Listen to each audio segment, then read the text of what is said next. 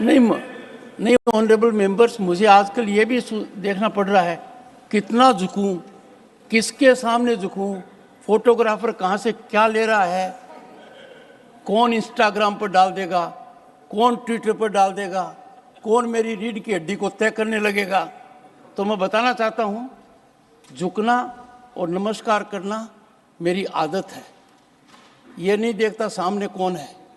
आप तो बहुत सम्मानित हैं, पर कई बार बड़ी पीड़ा होती है, गिरावट की कोई सीमा होती है, बड़ा बुरा लगता है। I leave it to your sound wisdom.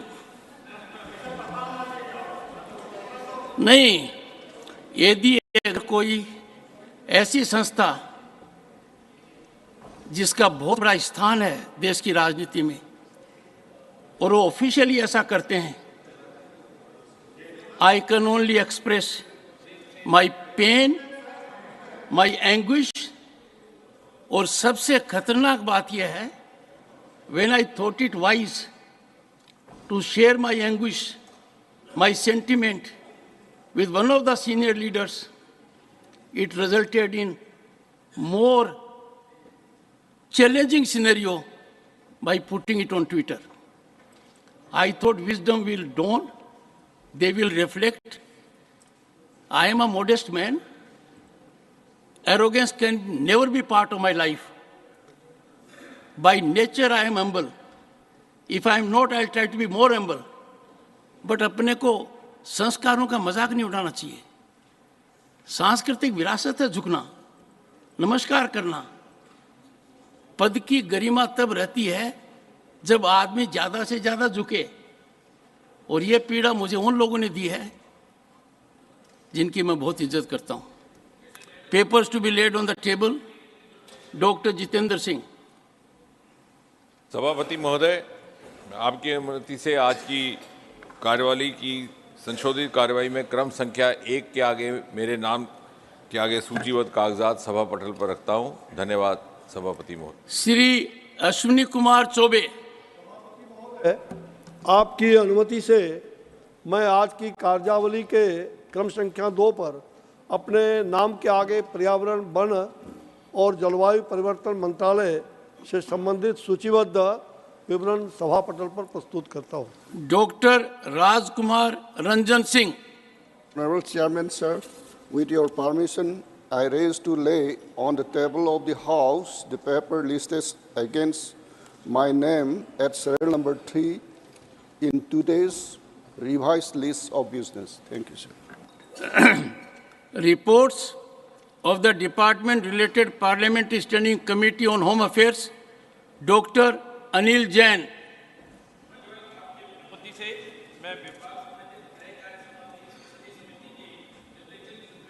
अंग्रेजी और हिंदी में प्रस्तुत करता हूं। गृह मंत्रालय की अनुदान मांगों 2023-2024 के संबंध में विभाग संबंधित गृह कार्य संबंधी स्थायी समिति के 242वें प्रतिवेदन में अंतर्विष्ट सिफारिशों सुमुक्तियों पर सरकार द्वारा की गई कार्रवाई संबंधी समिति का 249वां प्रतिवेदन और उत्तर पूर्वी क्षेत्र विकास मंत्रालय के अनुदान मांगों 2023-2024 के संबंध में विभाग संबंधित गृह कार्य संबंधी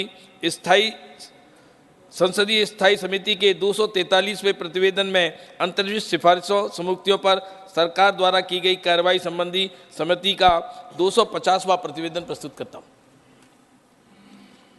Statements of the Committee on the Welfare of Scheduled Caste and Scheduled Tribes, Shri Kamakhya Prasad Tasa. Chairman, sir, I rise to lay on the table a copy each of statements Hindi and English version showing final action taken by the government on recommendation observation contained in the 19th and 24th 17th Lok Sabha of the Committee of Welfare of Scheduled Caste and Scheduled Tribes as indicated in the today's list of business. Thank you, sir. Honorable members, notice under Rule 267 received from Shri Raghav Chadda does not merit admittance. Honorable members, the notices received from Shri Amit Shah Honorable Minister of Home Affairs and Cooperation for consideration of the Jammu and Kashmir Reservation Amendment Bill 2023 and Jammu and Kashmir Reorganization Amendment Bill 2023, both as passed by Lok Sabha, and the notice received from Shri Arjun Ram Meghwal, Honorable Minister of State, Independent Charge of the Ministry of Law and Justice, and Minister of State in the Ministry of Parliamentary Affairs and Culture, for consideration of the repealing and amending Bill 2023 as passed by Lok Sabha in Rajya Sabha today, were admitted by waiving of the period requirement under Rule 123 of the Rules of Procedure and Conduct of Business in the Council of States, Rajya Sabha. All three bills have been included in today's list of business. Honorable members, the copies of the first two bills, as introduced in Lok Sabha, were circulated to honorable members through members' portal on 26 July 2023, and the as passed by Lok Sabha versions have been circulated today morning. The third bill was already circulated on 28 July 2023 and recirculated yesterday evening. Those honorable members who desire to give notices of amendments to the said bills may do so now till 1 p.m. Honorable members, another issue is the allocation of time for the combined discussion on the first two bills.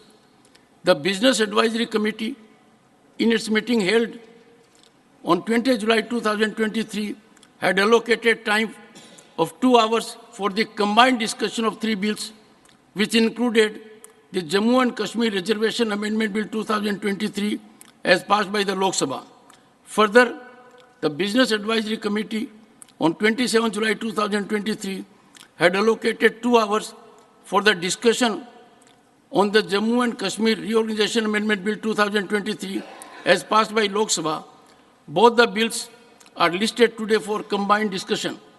Honorable members, taking into account the allocation of time by the Business Advisory Committee separately for discussion on the said bills, the time for today's combined discussions works out to be about 2.5 hours. However, I suggest that 3 hours may be allotted for the combined discussion. I hope the House agrees. 3 hours allocated. Matters raised with permission. Shri Pramod Tiwari seeks to raise an important issue of hate speech in the country. I am sure your input would generate soothing response, wholesome ecosystem, and rightful consideration. That I always do. Please go ahead. मैं एक अत्यंत महत्वपूर्ण विषय की ओर आपका और आपके माध्यम से संपूर्ण सदन का ध्यान आकर्षित करना चाहता हूँ। माननीय भारत के संविधान के आर्टिकल 25 में सबको अपनी आस्था के अनुसार धर्म के विश्वास के पालन का अधिकार दिया गया है। इसके लिए वो स्वतंत्र है, परंतु कानून की अस्पष्टता के कारण इसका दुरुपयोग भी बहुत हो रहा है। मैं उसी संदर्भ में मैंने ये प्रश्न उठाया है और मैं चाहता हूँ कि इसे दलों से ऊपर उठकर इस संवेदनशील विषय पर हम विचार विमर्श करें। मानवर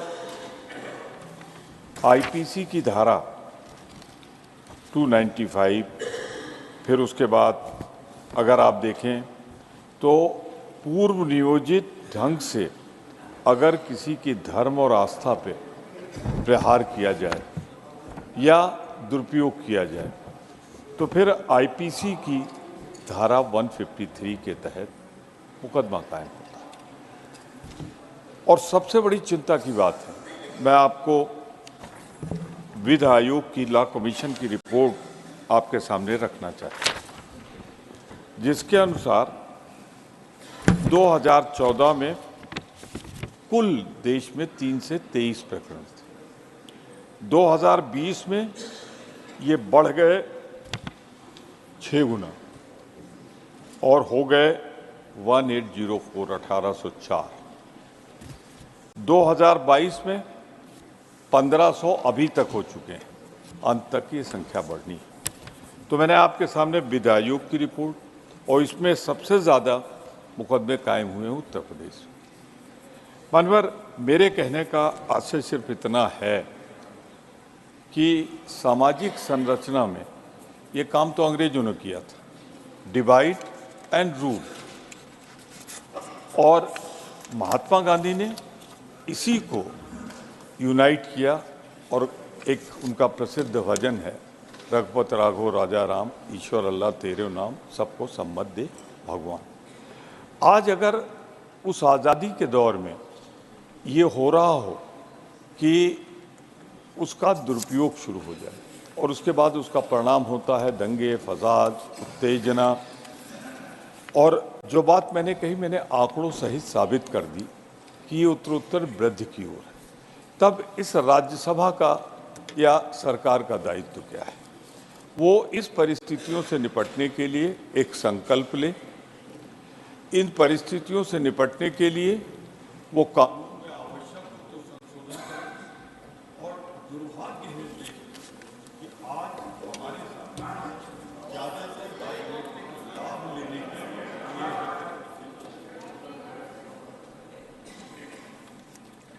Siri, you need some more time? Okay, 1 minute more.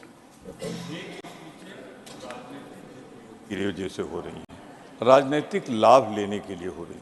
तो मेरा सुझाव है कि जो लोग हेट स्पीच दें उनको चुनाव लड़ने से रोक लगानी चाहिए, और ख़ास तौर से जो संवैधानिक पदों पे बैठे हों, अगर वो इसका दुरुपयोग करें तो उनके खिलाफ कार्रवाई होनी चाहिए। मैंने बहुत निश्चल मन से, बहुत स्पष्ट करते हुए चिंता अपनी व्यक्त की है हेट स्पीचेज पे, और अपील की है कि इसका राजनीतिक लाभ लेने के लिए अंग्रेजों वाली नीति न चले, बल्कि महात्मा गांधी के बताए रास्ते पर हम चलें। Manas Ranjan Mangaraj demand for completion of coastal highway projects in Orissa. Honorable Chairman, sir, Odisha has a coastline of about 480 km, which makes the infrastructural development of the coastal districts all the more important for the economy of the region. The central government announced a coastal highway project spanning 346 km in 2015, connecting 7 coastal districts of Odisha. The project would have proved to be an important development in terms of promotion of trade, tourism, communication and industry. However, there have been undefined delays in the development of the project. It comprised 2 parts, sir, one connecting Rameswar to Ratanpur and the other one connecting Ratanpur to Digha. It was to be developed under the 4 packages. Initially, the first 2 packages were cancelled without any defined reason on the part of the central government. After the clearance for the 2 packages, the project was stalled due to unavailability of environmental clearance from the Environment Ministry. However, the clearance for the same has been provided since August 2023. But there has been no headway made in the project yet by the central government. Thus, sir, through you, I would like to urge the central government to come up with a detailed project report, TPR, highlighting the status of implementation of the project. The central government needs to work towards completion of the Central Coastal Highway project as soon as possible, because 8 years have already passed since the announcement of the same and no significant development has been made as of now. Thank you, sir. धन्यवाद मानस रंजन जी। माननीय doctor Sumer Singh Solanki, need to address the problem of preparing Aadhaar card for differently abled citizens. धन्यवाद माननीय सभापति महोदय नर्मदे हर। माननीय सभापति महोदय, मैं आपका एवं सदन का ध्यान एक महत्वपूर्ण संवेदनशील विषय की ओर आकर्षित करना चाहता हूं। मध्य प्रदेश के निमाड़ क्षेत्र के साथ साथ देश के विभिन्न क्षेत्रों में एक विकट स्थिति बनी हुई है। दिव्यांग नागरिकों के हाथ के अंगूठे, उंगलियां तथा आंखों के न होने के कारण आधार कार्ड बनाने में दिक्कत आ रही है, जिस कारण उन्हें सरकार द्वारा दी जा रही सुविधाएं जैसे Ayushman card, mobile connection, ration, pension इत्यादि सरकारी योजनाएं जिसमें आधार कार्ड की अनिवार्यता कर दी गई, उनका पूर्ण लाभ नहीं मिल पा रहा है। वर्तमान में हमारे देश के कुछ महानगरों में ही फेस रीडिंग के माध्यम से आधार कार्ड बनाने की प्रक्रिया संचालित की जा रही है, जो कि हमारी सरकार का एक सराहनीय कदम है। परंतु देश के कोने कोने में निवास करने वाले दिव्यांगजनों की पहुंच इन महानगरों तक नहीं है।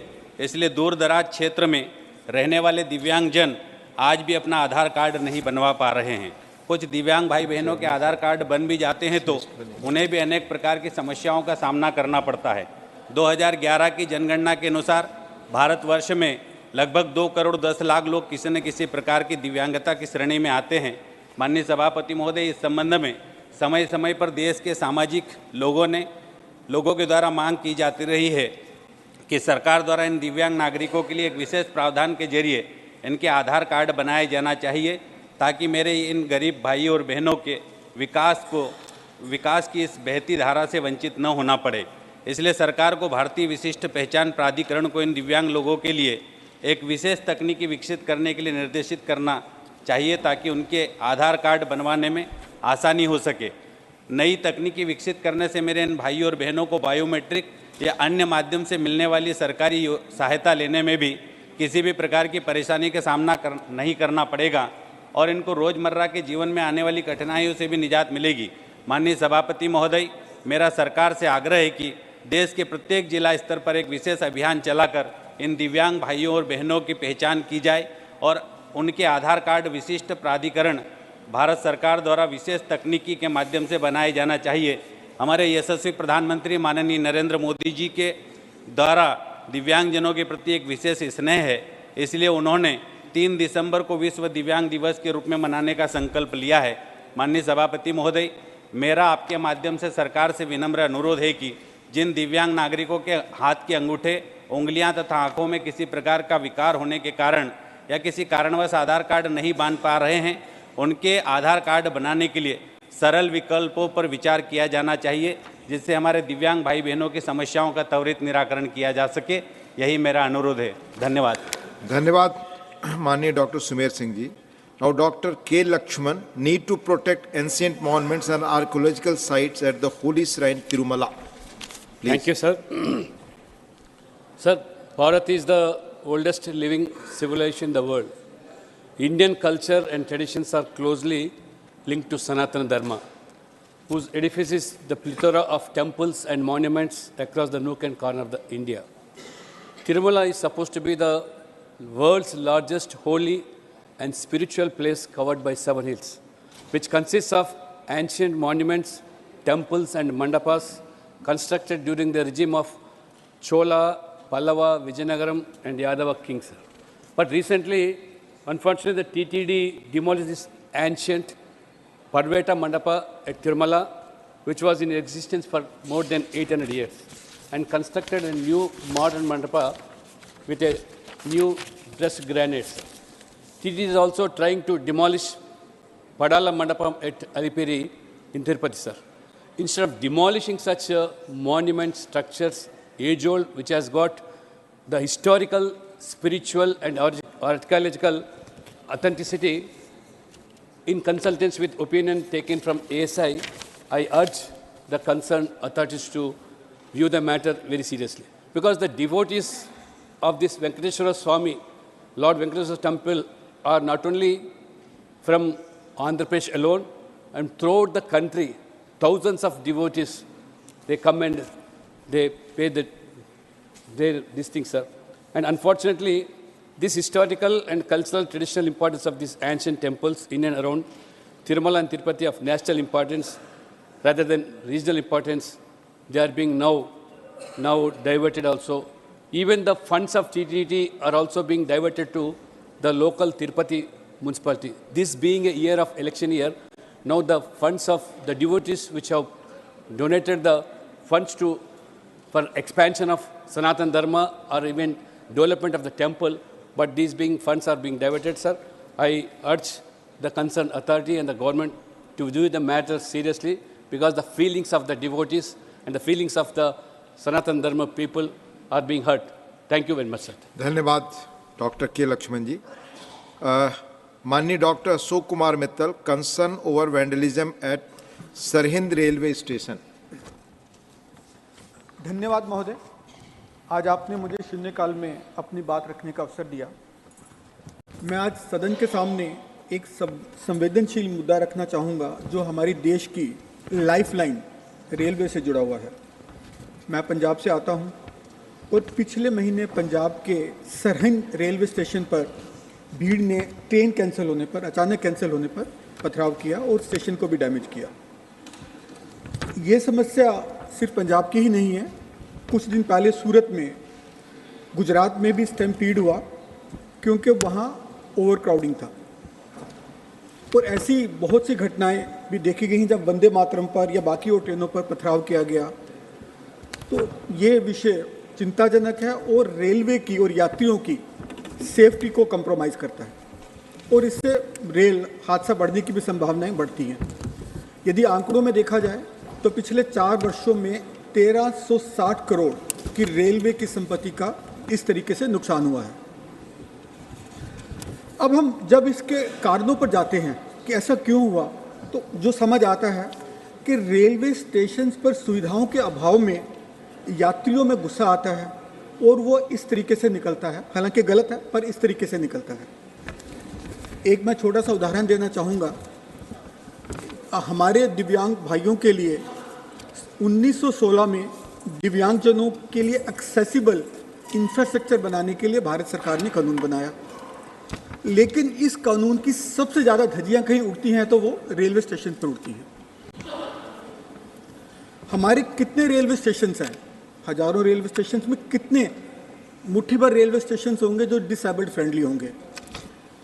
लिफ्ट की सुविधाएं नहीं है, प्रॉपर वॉशरूम की सुविधाएं नहीं है, वेटिंग रूम की सुविधाएं नहीं है और कई बार ट्रेन या तो आगे रुक जाती है, पीछे रुक जाती है और जो यात्री पैनिक में चढ़ते हैं और उससे भी हादसे की संभावना बढ़ती है।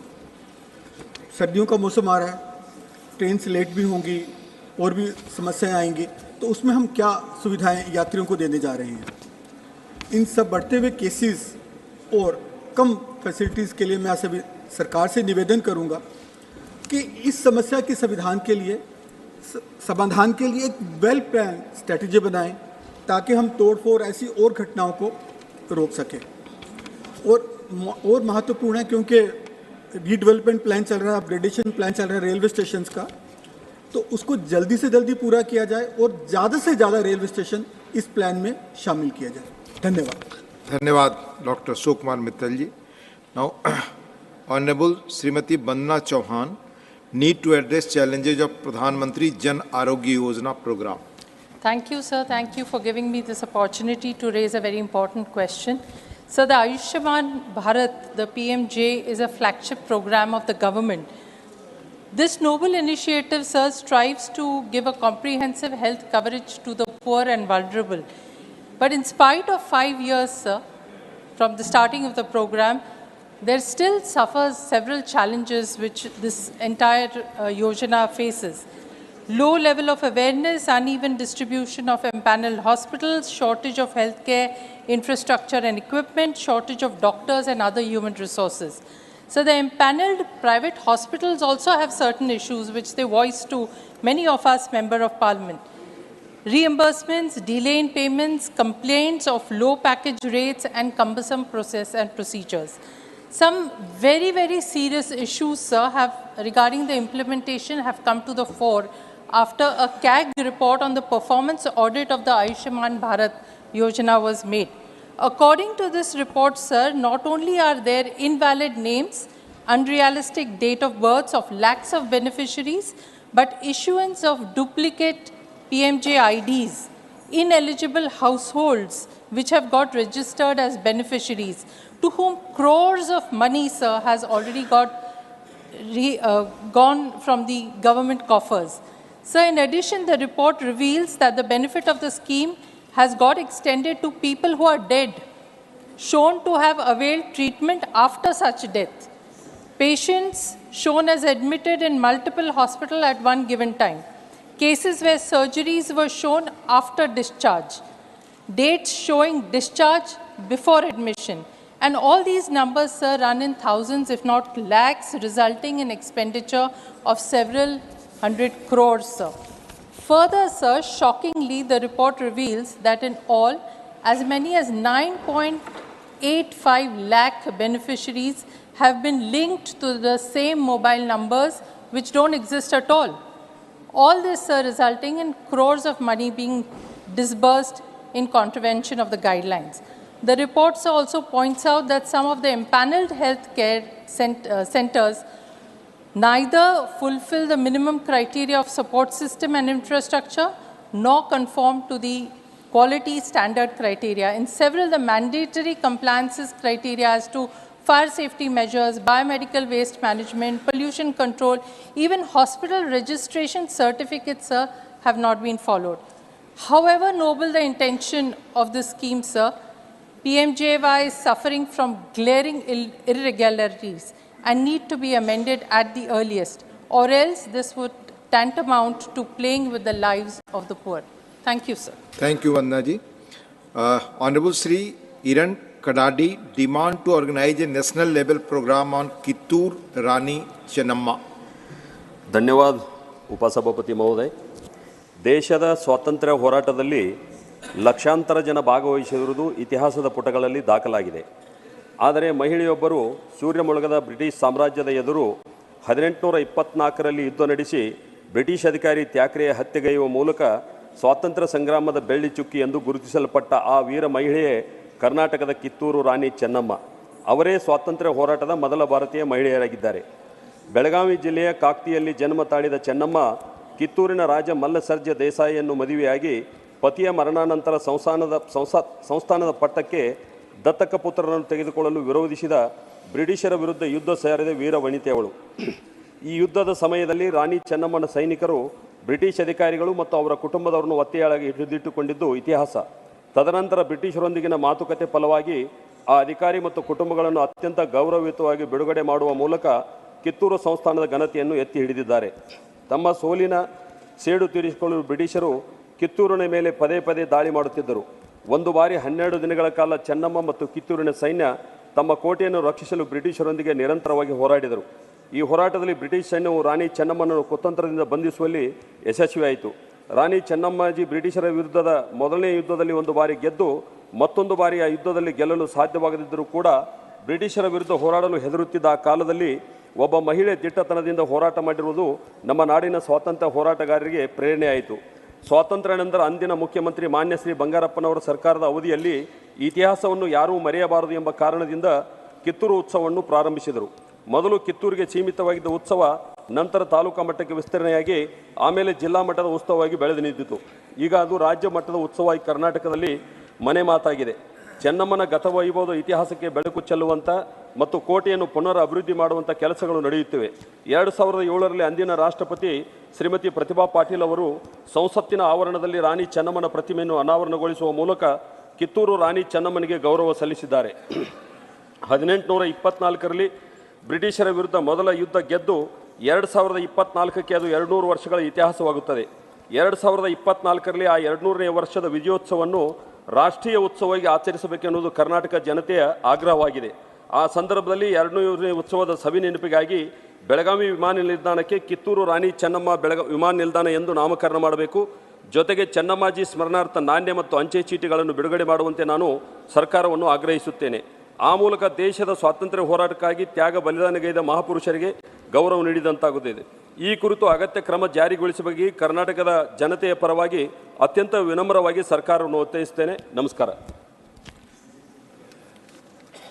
धन्यवाद माननीय श्री इरन कडाडी जी. Now Shri Honorable Joseph K. Mani, concern regarding rising coastal erosion along shores of Kerala. Thank you, sir. It is a matter of grave concern that requires immediate attention. The alarming increase in the coastal area of India, particularly along the shore of Kerala. This issue not only a threat to the environment but also to the livelihood of coastal communities. In India, about 7,560 kilometers of coastal line, and in Kerala, about 590 kilometers stretch of coastal line starting from Puva to Trivandrum to Talapadi in Kasaragod, and is one of the most densely populated land area in the country. According to the study by the National Center for Coastal Research, 33.6% of the Indian coastal line is vulnerable to erosion, and nearly 46% of Kerala's coastline is already affected.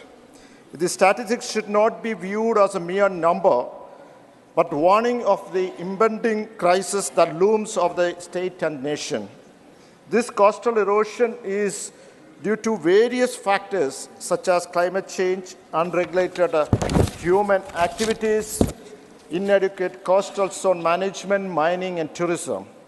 In Kerala alone, with over 11 lakh fishermen belonging to the economically weaker section, coastal erosion is rendering these families refugees in their own land. It is imperative that we recognize the urgency of the situation.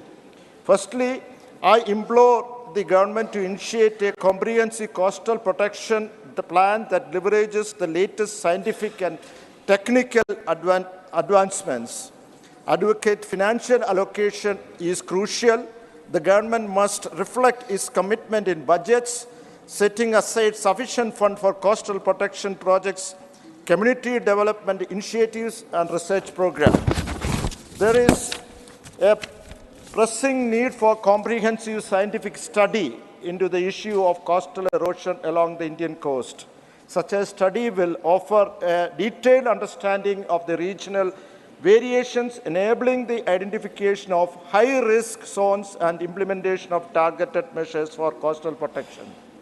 Sir, additionally, it will facilitate the integration of indigenous knowledge with advanced scientific insight, fostering a holistic approach. This comprehensive study stands as a crucial step towards preserving our coastal heritage, sustaining the livelihood, for fortifying the resilience of our coastal communities in the face of escalating environment challenges. I hope the government will take immediate action and address the crisis.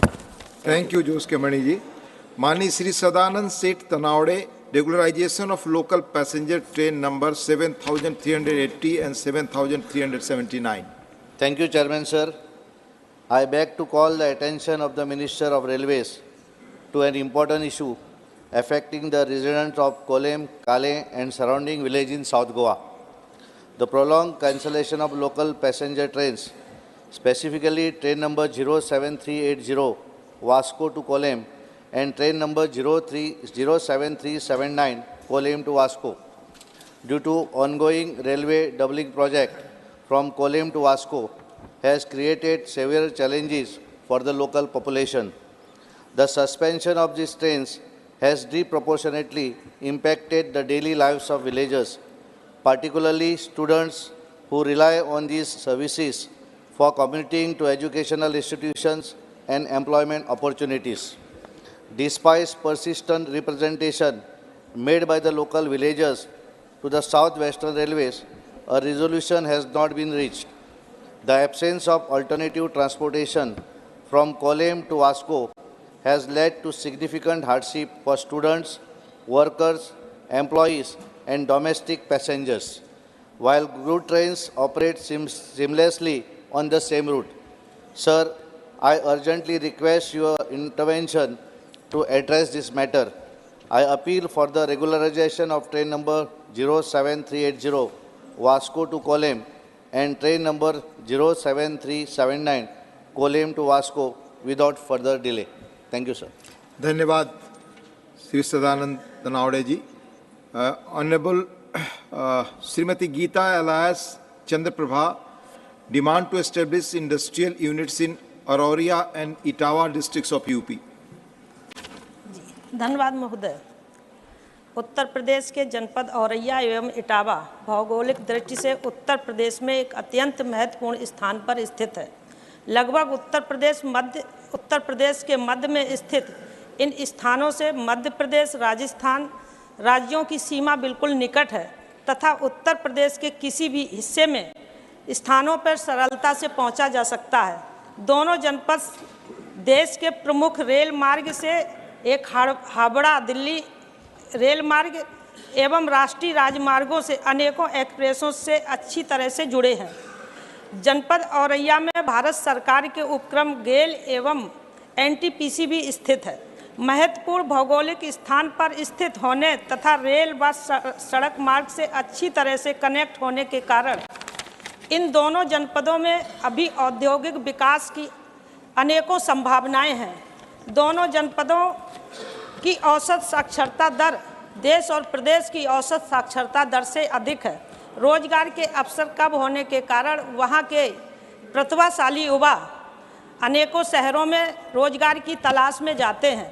अतः दोनों जनपदों एवं आसपास के क्षेत्र में रोजगार के अवसर बढ़ाने तथा जनपद के संपूर्ण विकास के लिए या एक्सप्रेस एवं रेल मार्ग के किनारे औद्योगिक इकाइयों की स्थापना अति आवश्यक है। अतः मैं आपके माध्यम से सरकार से आग्रह करती हूँ कि वहाँ पर औद्योगिक इकाइयाँ स्थापित कर वहाँ के युवाओं को रोजगार प्राप्त हो। बहुत बहुत धन्यवाद। धन्यवाद माननीय चंद्रप्रभा जी। माननीय Shri Rakesh Sinha ji, demand for flyover on NH31 in Begusarai. उपसभापति महोदय, यह मांग जो नेशनल हाईवे का चौड़ीकरण और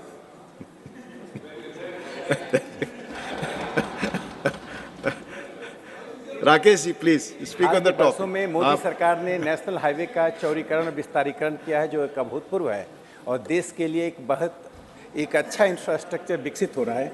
इस संदर्भ में बिहार के बेगूसराय में जो नेशनल हाईवे 31 गुजर रहा है, उसमें एक फ्लाईओवर बनाया जा रहा है, जो फ्लाईओवर एक ट्रैफिक चौक तक ही आता है। यदि उसे खातोपुर यानी कुछ मीटर्स आगे बढ़ा दिया जाए तो एक्सीडेंट्स की संभावनाएं कम हो जाएंगी, जो आशंका जताई जा रही है। दूसरा, उसी NH31 पर बलिया में पावर हाउस से यदि जानीपुर तक एक फ्लाईओवर बनाया जाता है तो लोग सुरक्षित रहेंगे। यह इस संदर्भ में मैं उठा रहा हूँ कि पैदल चलने वालों का एक प्राकृतिक और मौलिक अधिकार होता है। जब नेशनल हाईवे का चौड़ीकरण हो रहा है तो उन स्थानों पर छोटे छोटे व्यापारी, फल विक्रेता और रेलवे स्टेशन या बस स्टैंड पहले से स्थित होता है। उसके कारण जो आंकड़े आते हैं, जितने पैदल चलने वाले लोग होते हैं उसमें 31% व्यावसायिक कारणों से चलते हैं और जो रोड पर एक्सीडेंट्स हो रहा है उसमें 58% एक्सीडेंट्स, दुर्घटनाएं पैदल चलने वालों का हो रहा है। भारत में ये आंकड़ा लगभग 32,825 है 2022 का, और ये ग्लोबल ट्रेंड है। पूरी दुनिया में 1.2 मिलियन एक्सीडेंट्स होते हैं। अमेरिका में 2022 में 7,500 एक्सीडेंट्स हुए हैं, जो 77% की वृद्धि है 2010 की तुलना में। भारत में भी यह वृद्धि लगातार हो रही है। इस संदर्भ में मैं मांग करता हूं कि इन दो फ्लाईओवर की मांग करते हुए मैं एक सामान्य संदर्भ में कहता हूं, जहां भी सड़क का चौड़ीकरण हो, विस्तारीकरण हो, वहाँ स्थानीयता को सुरक्षित रखा जाए। यानी स्थानीय लोग जो पैदल यात्रा करते हैं, कन्वेंशनल तरीकों से चलते हैं, बैलगाड़ी, टमटम या घोड़ा गाड़ी, उनके अधिकारों को रक्षा करना हमारा कर्तव्य है। चूँकि नेशनल हाईवे बड़े बड़े शहरों को जोड़ता है, इसमें स्थानीय लोगों को असुरक्षित महसूस नहीं होना चाहिए। इस संदर्भ में मैं सरकार से मांग करता हूं कि बेगूसराय NH31 पर वह जो पावर हाउस खातोपुर तक ले जाया जाए फ्लाईओवर को, और दूसरा फ्लाईओवर बेगूसराय की बलिया में पावर हाउस से लेकर जानीपुर तक बनाया जाए। बहुत बहुत धन्यवाद। धन्यवाद माननीय Rakesh ji. Doctor Prashant Nanda, request to start medical coach facility for serious patients in trains. Thank you, sir. Through you, I would like to draw the kind attention of Minister of Railways. And I am talking about the trains running more than 18 hours from one to the end. Sir, इसके बारे में ज़्यादा बोलने से पहला तो ये मैं बता दूं, मेरा एक पहला अनुभव है। while I was coming to Delhi by Rajdhani, Kanpur जब पास हो गया, then there is only one stoppage, that is at Delhi. So क्या हुआ, एक 38 years का लड़का, उसको स्ट्रोक आया तभी, और we could find out a doctor from there, but he couldn't help। बोला एक अगर ऑक्सीजन होता तो मैं इसको ज़िंदा रखता। लेकिन आपको सुन के ये ख़राब लगा होगा, मुझे भी बहुत ही ख़राब लगा कि उस 38 इयर्स का जो युवक है उसने दम तोड़ दिया। खाली यही एक नहीं है, बहुत सारे ऐसे कहानियाँ हैं, बहुत सारे ऐसे न्यूज़ भी आ रहे हैं। और इसको ध्यान में रखते हुए और एक बात मैं कहना चाह रहा हूँ कि कोरोना के बाद almost all the children they are prone to deficiency of oxygen. अब जब ट्रेन में जा रहे हैं, उनके माँ बाप भी जानते हैं इसको नेबुलाइजर की ज़रूरत है और नेबुलाइजर लेके भी आते हैं, लेकिन वो नेबुलाइजर काम नहीं करता है क्योंकि 110 DC में जो करंट आता है बगी में, वो नेबुलाइजर उधर काम नहीं करता है।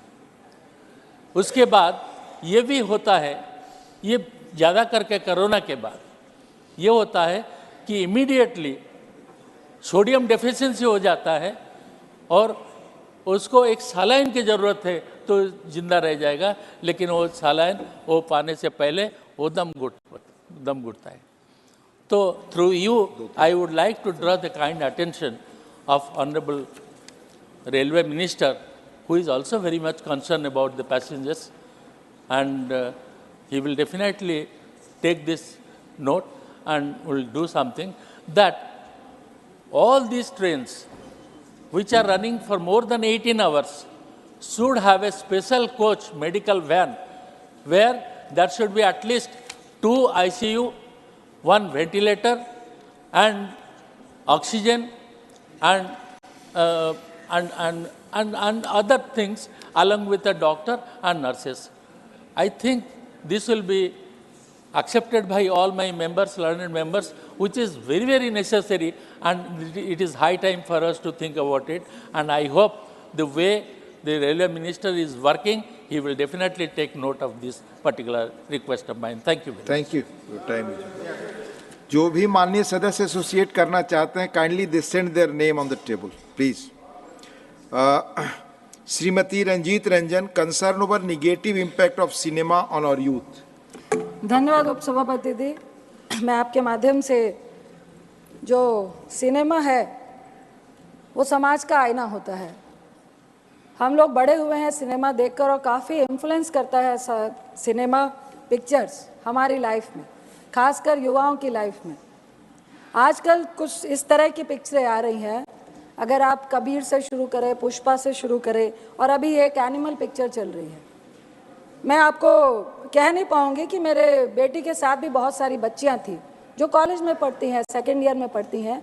आधी पिक्चर में उठ के रो के चली गई कि इतनी आखिर हिंसा और इतना वायलेंस और महिलाओं के साथ डिसरिस्पेक्ट को जस्टिफाई करना पिक्चरों के द्वारा, मुझे लगता है कबीर में जिस तरह वो अपनी वाइफ को ट्रीट करता है और इस मूवी में जिस तरह से वाइफ को ट्रीट करता है, और लोग और समाज और पिक्चर भी उसको जस्टिफाई करते दिखा रही है, ये बहुत ही सोचनीय विषय है। दूसरा, युवाओं पे सभापति जी बहुत सारे ऐसे एग्जाम्पल्स हैं कि इन पिक्चरों का, इन वायलेंस का और गलत नेगेटिव रोल को हीरो की तरह पेश करने में हमारे आज के खासकर 11वीं और 12वीं के बच्चे इनको रोल मॉडल मानने लगे हैं। कई इस तरह की हिंसा हमें समाज में देखने को मिल रही है, जो एग्जाम्पल और जो उदाहरण वो पिक्चरों से लेकर आते हैं। तीसरा, उच्च कोटि का इतिहास है पंजाब का, हरि सिंह नलवा का। उसमें एक गाना है कि फड़ के गंडासी मारी अर्जन वैली ने। ये इतिहास को एक गैंगवार में, 2 परिवारों की नफरत की लड़ाई में, जिसका बेटा अपने बाप के प्यार के लिए मरता हुआ, या बिल्कुल उसके लिए वो भी जस्टिफाई नहीं कर पाई है ये पिक्चर, और उसमें वो सरेआम हॉस्टल में, कॉलेज में, बिल्डिंग्स में बड़े बड़े हथियार लेकर मारता है, और कोई कानून, कोई लॉ एंड ऑर्डर, उसको कोई सजा नहीं जाता है। ये भी हम पिक्चर में जस्टिफाई कर रहे हैं। जहां तक अर्जन वैली का सवाल है सभापति जी, हरि सिंह नलवा जो कमांडर इन चीफ थे सिख फौज के, जिन्होंने मुगलों के खिलाफ, जिन्होंने अंग्रेजों के खिलाफ उनकी बढ़ती हुई सत्ता को रोकने के लिए लड़ाई लड़ी थी, उनका बेटा था अर्जन सिंह नलवा, जो पाकिस्तान के गुजरात से, वो जब पूरा इंडिया हमारा एक साथ था, और उन्होंने कई मुसलमानों को 1947 में बचाने का काम किया था। इस उच्च कोटि के इतिहास को आप एक गैंगवार में, आप उस गाने को बैकग्राउंड में दिखा के, जो हमारी धार्मिक आस्था को भी बहुत ज़्यादा दर्द महसूस करवाता है। गुरु गोविंद सिंह जी जो सिखों के 10वें गुरु हैं, वो जब मुगलों से लड़ाई लड़ रहे थे, उन डाडी फोक, एक डाडी फोक होता है जिसके तहत आप एक फोक सॉन्ग के तहत अपनी फौज को जोश पैदा करते हैं। सर मेरा एक ही सवाल है, 30 सेकंड, माइक ऑन कीजिए please. Sir thank you sir. Sensor board ऐसी पिक्चरों को बढ़ावा कैसे दे रहा है और किस तरह से ऐसी पिक्चरें पास होके आती हैं जो हमारे समाज के लिए बीमारी है? ऐसी पिक्चरों का कोई भी स्थान हमारे समाज में नहीं होना चाहिए। बहुत बहुत धन्यवाद। धन्यवाद श्रीमती रंजीत रंजन जी। माननीय Shri Vivek K Tankha, concern over shortage of emergency beds in AIIMS Delhi. Sir मैं आपकी परमिशन से पब्लिक हेल्थ के बारे में कुछ बोलना चाहता हूँ। एम्स एक ऐसा अस्पताल है जिसके प्रति लोगों की बहुत आस्था है और दूर दूर से पेशेंट्स जो पीड़ा में रहते हैं एम्स आते हैं, क्योंकि इट इज़ लेस एक्सपेंसिव। क्योंकि इस देश में प्राइवेट हॉस्पिटल तो वेरी एक्सपेंसिव, वेदांता जाना या कहीं भी जाना इट्स वेरी एक्सपेंसिव। मैं काफ़ी दिनों से देख रहा हूँ, क्योंकि मैं बहुत पेशेंट्स भेजता हूँ, क्योंकि मैं मेडिकल मिशन से बहुत कनेक्टेड हूँ, और मैं देखता हूँ कि रोज़ करीब 250 लोग एम्स की इमरजेंसी में जाते हैं। And these are all very sick people, मतलब काफ़ी बीमार होते हैं तभी आदमी एम्स जाएगा, और उसमें से मुश्किल से 82 beds are available for emergency. 150 आदमी जो who is very very serious is outside with his families. मेरे को लगता है कि इट्स टाइम हैज़ कम कि हमको सोचना चाहिए एम्स की फैसिलिटी बढ़ाएं, क्योंकि आप इसको रोक नहीं पाओगे। ये पब्लिक एक्सपेक्टेशन है पब्लिक हेल्थ की। नंबर 2, फैसिलिटी बढ़ाने के बाद मेक एन एफर्ट कि इन पेशेंट्स को क्या हम कहीं और भेज सकते हैं फॉर द सेम ट्रीटमेंट, उसकी फैसिलिटी गवर्नमेंट को एक्टिवली करनी चाहिए। 2 बातें और, आपने ऑनलाइन फैसिलिटी रखी है फॉर रजिस्ट्रेशन फॉर इमरजेंसी। अब ऑनलाइन में आप जो सीरियसनेस है वो उतनी बता नहीं सकते, तो डॉक्टर्स को भी एकदम से आभास नहीं होता कि इन सब ऑनलाइन पेशेंट्स में जो 250 हैं उसमें से किसको सेलेक्ट करें। They have to see them. So it is very dehumanising. मतलब वहाँ जाते हैं all serious patients, and specially after covid, जब heart attacks have become so common, and for young people also sir, for more than 5000 young people have died of heart attack. तो मेरा ये कहना है कि somewhere we have to dehumanise this whole process, make it people friendly, facilities मिल जाएं। और last, AIIMS के doctors are the best in India sir. इनकी बहुत डिमांड है सब अस्पतालों में। जब ये रिटायर होते हैं या even before retirement, every private hospital wants to take them on big package. इनका रिटायरमेंट एज 65 से 70 के लिए प्रपोजल बहुत दिन से पीएमओ में पेंडिंग है। I would request the government कि उसको बढ़ाइए, क्योंकि this doctors are required for the good of the country. Thank you sir. Thank you Shri Vivek Tankha ji. Honourable doctor Kanimozhi NVN Somu, concern over continuing harassment due to spam calls and SMS despite TRAI regulations. Thank you, Chairman, sir. Sir, the Telecom Regulatory Authority of India has developed the National Do Not Call Register in India in 2007. In spite of the TRAI regulation, there has been an increase of spam phone calls and SMS on a massive scale. The government's role in regulating measures to curb these calls has not been effective. Usually these types of calls come between 2 to 5 when the old people are sleeping at home. It wakes up as an alarm for them and they really get disturbed. The issues of this unregistered telemakers is rampant and unyielding. Around 75% of the people registered in the regulators of TRAI's Do Not Disturb DND list receive unwanted SMS, which is evident from many studies. Out of which 9,252 people who responded to the poll, 51 stated that they received calls relating to selling financial services, and 29 said they received calls relating to selling real estate, including credit card solicitation. Access to all these customer contacts is a basic breach of privacy. There is a pressing need to have a preventive framework other than just filing complaints through the TRAI. I urge the Telecom Department to take immediate action to the following: to curb the unsolicited calls and SMS in spite of TRAI regulations or DND registration, to manage the operations of unregistered telemarketers after introducing blockchain-based technology, steps taken to address existing errors in complaints mechanism of TRAI. Thank you, sir. Thank you, Dr. Kanimoji ji. Mani Shri Kanak Medla Ravindra Kumar ji, requesting to conduct the rescue operation and demand for financial assistance to cyclone-affected farmers and other victims. Thank you, Chairman, sir. I may be permitted to speak in Telugu. I have already given. Please. Sir, Andhra Pradesh lo Michaung తుఫాను వల్ల దాదాపు శ్రీకాకుళం జిల్లా నుంచి చిత్తూరు జిల్లా వరకు జరిగిన నష్టం 7,000 కోట్లకు పైగా ఉన్నది. భారీగా వర్షాలు, విపరీతమైన గాలుల వల్ల మొత్తం పంట అంతా దాదాపు 1000 ఎకరాలలో ఉద్యాన పంటలు, ఇతర పంటలు కూడా పూర్తిగా డ్యామేజ్ అయినాయి.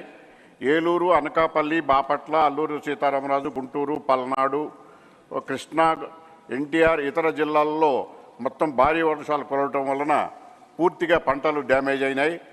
ఈ డ్యామేజ్ అయిన సుమారు వీటన్నిటిని డ్యామేజ్ని పట్టించుకోవటం కోసం కేంద్ర ప్రభుత్వం నుంచి సాయం అందించడానికి విజ్ఞప్తి చేయటమైంది. ఎందుకంటే ప్రాథమికంగా కనీసం 2,500 కోట్లు రైతులకు విడుదల చేసి పరిహారాన్ని చెల్లించవలసినటువంటి అవసరం ఉన్నది. ఇప్పుడున్న పరిస్థితుల్లో అక్కడ ఆంధ్రప్రదేశ్లో సౌకర్యాలు, ఎటువంటి రిహాబిలిటేషన్ సౌకర్యాలు కూడా ప్రస్తుత ప్రభుత్వం అక్కడేమీ చేపట్టడం లేదు. దానివల్ల రైతులు చాలా ఇబ్బందికి గురి అవుతున్నారు. అదేవిధంగా వాళ్ళకి కావలసినటువంటి భోజన సదుపాయాలు, ఇతర సదుపాయాలు కూడా లేక తుఫాను బాధితులు కకావికలమవుతున్నారు. అయినా ఇంతకుముందు ఇచ్చినటువంటి సహాయం కూడా ఈ రోజుకు కూడా తుఫాను బాధితులకు అందలేదు. రైతులు అందరూ కూడా పంట తీవ్రంగా నష్టపోయి పరిహారం అందక, రాష్ట్ర ప్రభుత్వం పట్టించుకోక, ఎటువంటి పునరావాస కేంద్రాలు నెలకొల్పక పూర్తిగా నష్టపోయి ఆంధ్రప్రదేశ్ ప్రజలు చాలా దీనావస్థలో ఉన్నారు. ఈ పరిస్థితులను కనుక చూసిన తరువాత ఇదే పరిస్థితి కనుక కనుసూరినైతే కనీసం రేపు పొద్దున ఉండటానికి ఇళ్ళు కూడా లేవు. దెబ్బతిన్న ఇళ్ళకి, ఆఖరికి పశువులకు మేత కూడా ఇవ్వకుండా పూర్తిగా నష్టం జరుగుతున్నది. ఇలాంటి పరిస్థితుల్లో కేంద్ర ప్రభుత్వం ఆదుకుని ప్రత్యేకమైన జీవోలు ఇచ్చి ప్రత్యేక సహాయం చేయవలసి ఉంది. గతంలో హుదూద్ తుఫాన్ వచ్చినప్పుడు, తిత్లీ తుఫాన్ వచ్చినప్పుడు చంద్రబాబు నాయుడు గారి ప్రభుత్వం ఇచ్చినటువంటి పరిహారాలను కూడా ఈ రోజు కూడా అందజేయలేదు. వీటిని దృష్టిలో పెట్టుకుని సరిచేసి పరిహారం ఇచ్చి వెంటనే of this government and of the society. Sir, the NCRB report reveals a disturbing truth of 13% rise the atrocities on Dalits in 1 year. Sir, they are also called as Hindus, and the society says all Hindus are one, but the statistics reveal that in 2020, 50,291 atrocities have taken place on Dalits. 2021, 50,900, which is increased. 2022, it is 57,582. This increasing trend shows that how we are treating our own fellow brothers in this country. Sir, the top 3 states are UP, 15,368 incidents, Rajasthan, 8,752, Madhya Pradesh, 7,733. These are all the top 3 states. And no state is going behind on this issue, sir. Sir, the women are the worst hit in this. Among the leads, the women are the vulnerable, and they succumb to the atrocities like rape, naked parade, destroying their self-respect and modesty. And there also, sir, the statistics says in 2021, 3,893 rapes have been done.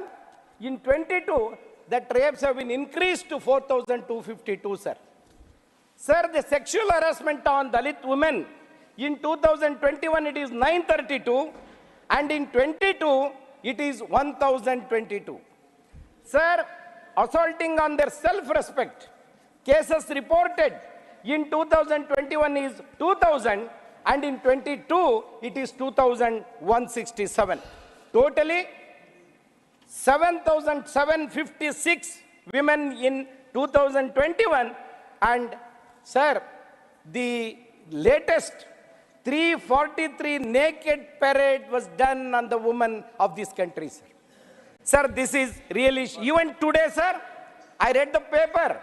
It is reported in Tirunelveli district, a scheduled caste boy was murdered because he had a love with an upper caste girl. It is not his mistake, but it is called by the press and other media as Maryada Hatya.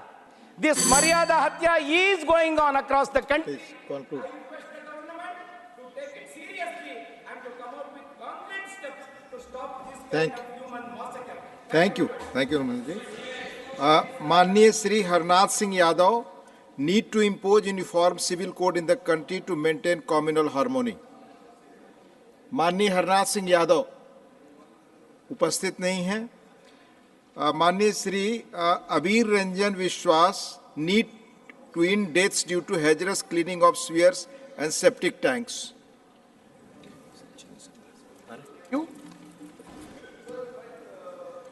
Submission is need to end death due to hazardous cleaning of sewers and septic tanks. So recently 4 migrant workers from Bihar died while cleaning a septic tank in Surat, Gujarat.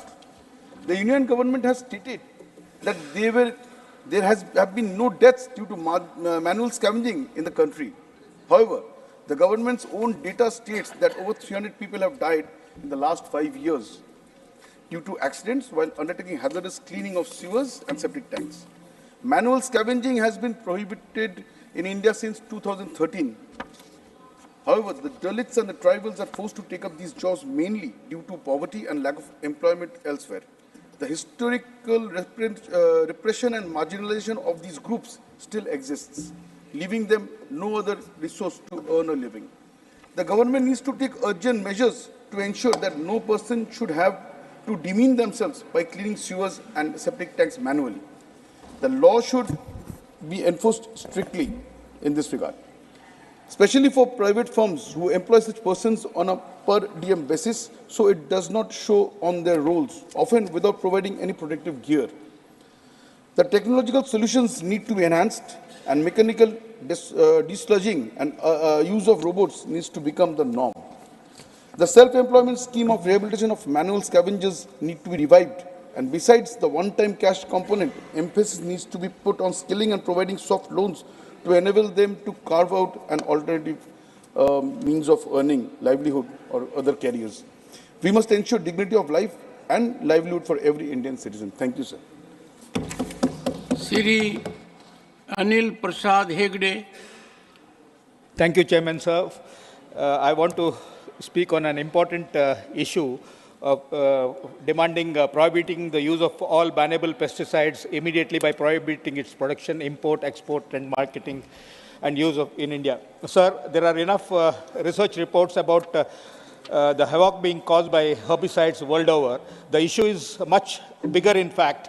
India continues to have nearly 150 pesticides that have been banned or disallowed in one or more countries elsewhere. There is large body of scientific evidence both on the ill effects of synthetic pesticides as well as about positive impacts of organic and natural farming, sir.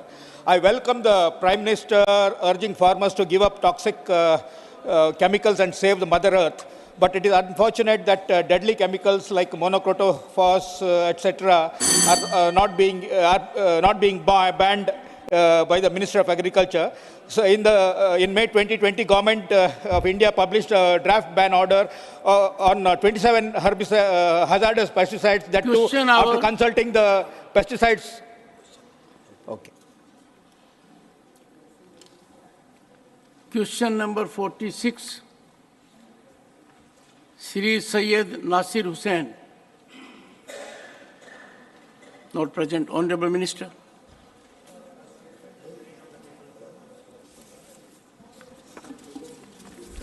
Dr. John Britas.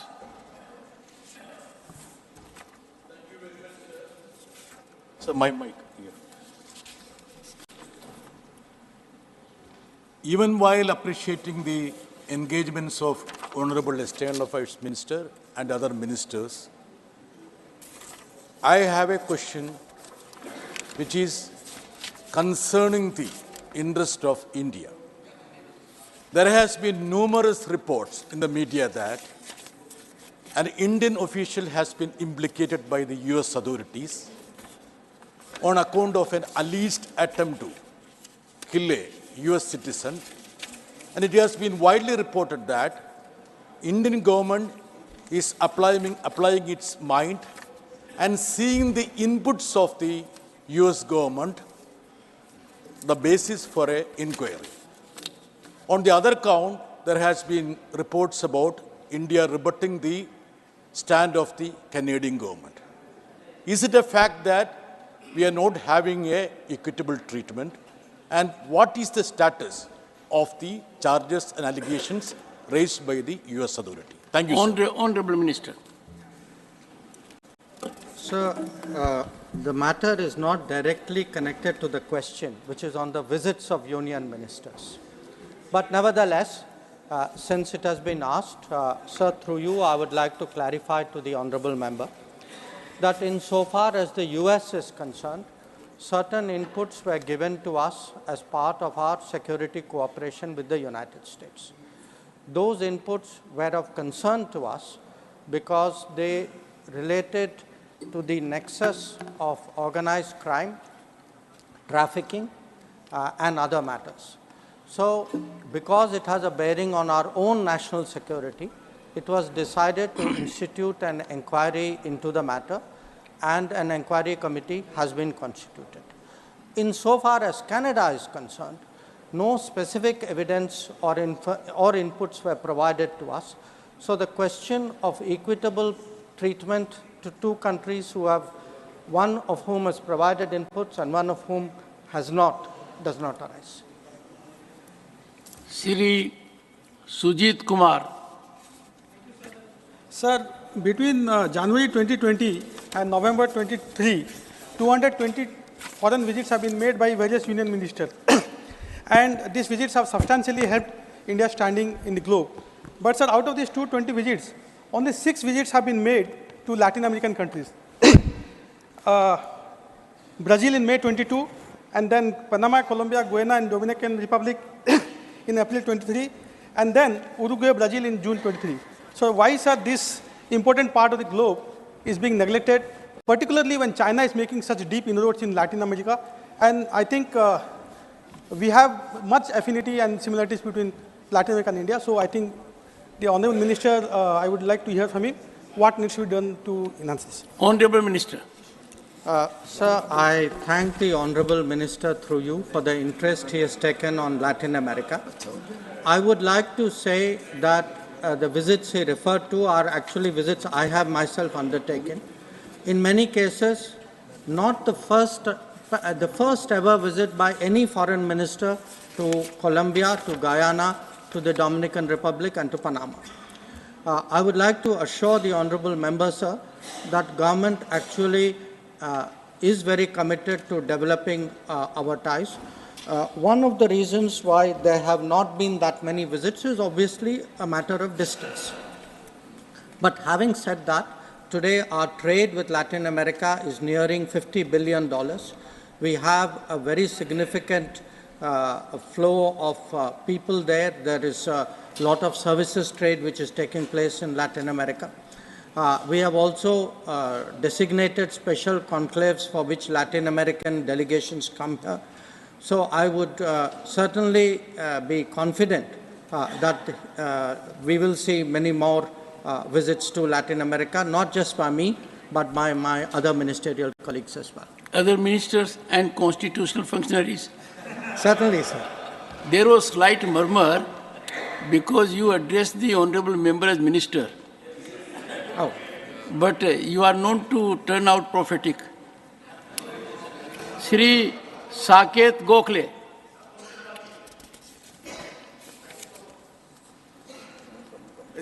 Thank you so much, sir, for the opportunity. On this question of foreign visits by union ministers, there is one question I would like to ask of the Honorable Minister through you, which is, on their foreign visits from 2020 till date, have any union ministers during their foreign visit attended events organized or meetings held by an organization called the Overseas Friends of the BJP, which is a unit of supporters of the Bharatiya Janata Party in different countries? So have any ministers attended events of the Overseas Friends of BJP? And if yes, on what grounds did they attend this event on an official foreign visit? Thank you, sir. Honorable Minister. I am very confident that many ministers would have attended such functions. I have myself done so. And the reason why we have done so is when we go abroad, we meet members of the Indian community. It is part of our tradition. The Modi government values the Indian diaspora. We know that they make an enormous contribution to the image and to the profile that India has today. We treat all members of the community with respect, and if members of the community happen to belong to political parties or have political affiliations, that is a fact of life. But the primary purpose for which ministers go is official business. Ministers discharge their official responsibility fully, satisfactorily, and it is visible in the results of the foreign policy. Shri Rakesh Sinha. सभापति महोदय धन्यवाद। मैं मंत्री जी से जानना चाहता हूं कि केंद्रीय मंत्रियों का दुनिया के अनेक देशों में जो लगातार दौरा हो रहा है, उसमें खास करके ऐसे छोटे देश जो अब तक उपेक्षित थे, जैसे मंगोलिया हो गया, वियतनाम हो गया, जहां माननीय प्रधानमंत्री नरेंद्र मोदी जी ने भी दौरा किया था। मैं ये जानना चाहता हूं कि इन दौरों से जो सांस्कृतिक संबंध को बढ़ाने के लिए खास करके वियतनाम और मंगोलिया में क्या प्रयास किया जा रहा है? Honorable Minister. Sir, during the visits which have been undertaken by the Prime Minister and by members of Cabinet, just as I said, the Indian community is an important pillar of the relationship. Building our cultural and civilizational linkages with these countries is also very important. What the Honorable Member specifically referred to, sir, Mongolia and Vietnam, I would like to inform the House through you that where Mongolia is concerned, we have actually undertaken a very extensive project of digitizing manuscripts and providing support to one of the leading monasteries. Where Vietnam is concerned, there is actually a very significant archaeological site going back to the Champa period. Sir, this is a era about which, as you know, Jashankar Prasad has written as well. So, in the Champa period, there is a site called Misong, which is, there are ancient Shaivite temples there, and we are very proud that the Archaeological Survey of India has contributed to the renovation and the restoration of heritage at the Misong temple complex, and this is greatly valued because it has now become a very major tourist site. There are many other countries, sir, where cultural and civilizational connects are built through our cooperation. Shri M. Thambidurai. Chairman, sir, through you I want to know from the Honourable Minister, because so many visits took place to Sri Lanka, then what is the efforts taken by the outside to solve the Tamil Nadu fishermen? Often Sri Lankan Navy is arresting and harassing them. And also, to protect the Sri Lankan Tamils, the constitutional amendment is still pending. Whether the government, the Indian government, our people were visited to take care of that, solve this problem. I want to know through you, sir. Honorable Minister. Sir, the House would be aware that a lot of the fishermen's issues arise from agreements and understandings which were reached in the 1970s. Insofar as the constitutional issue is concerned, the rights of the Tamil-speaking people in Sri Lanka. This was a matter of agreement which we had between the two countries in 1987. Our endeavor today is to see that our fishermen are allowed to fish, do their occupation in the areas of our jurisdiction in a peaceful manner. And wherever there are any frictions, to resolve that friction, because often, sir, boats are seized and fishermen are detained. So we make sure that these detentions are not long, and if there is any misunderstanding, to solve it.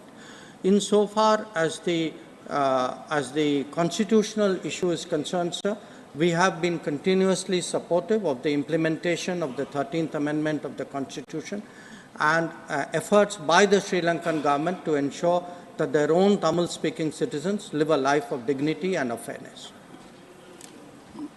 I'll be open to a discussion about role of Indian diaspora if there would be a suggestion. We'll structure it. Question number 47, Shri Sandeep Kumar Pathak. Honorable Minister. First supplementary, Shri Sandeep Kumar Pathak.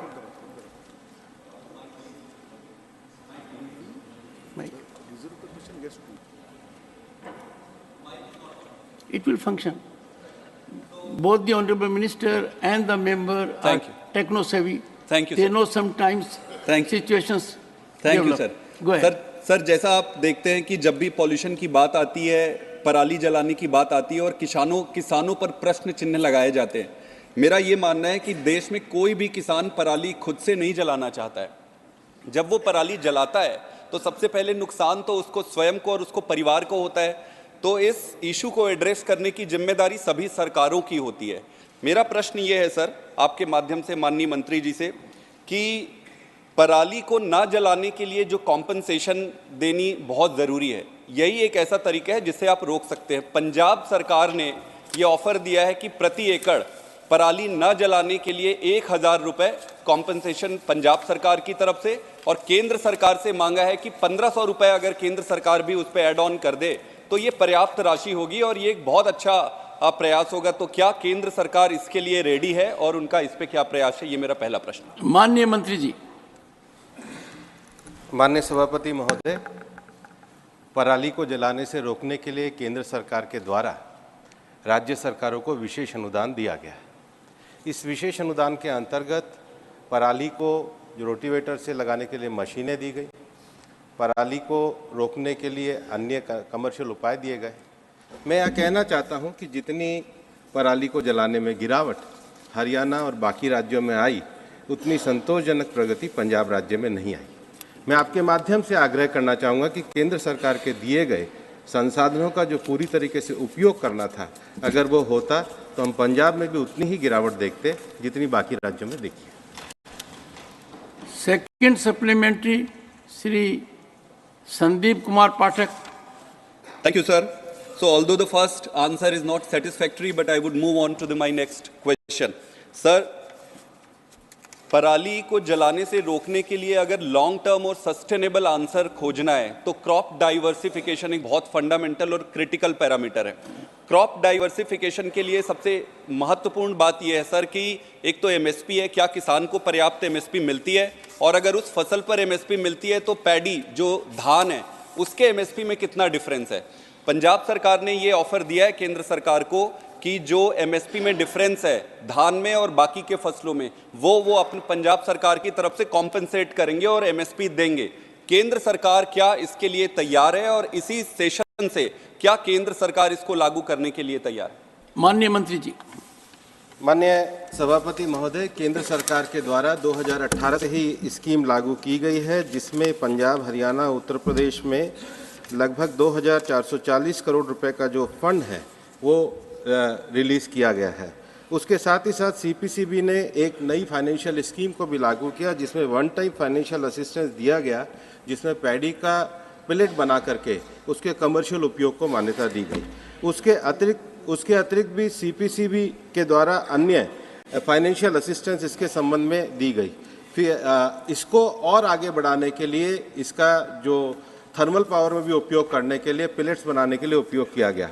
मेरा ये मानना है कि जिस प्रकार से केंद्र सरकार के द्वारा सहायता दी गई है उसमें पिछले 2 वर्षों की तुलना में हम काफ़ी पराली को जलाने में गिरावट को देख रहे हैं।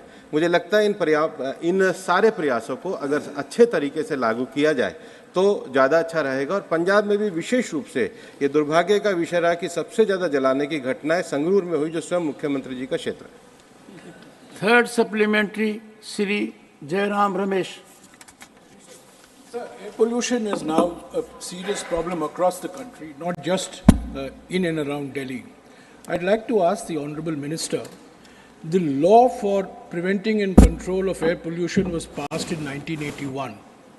The National Ambient Air Quality Standards were set in 2009.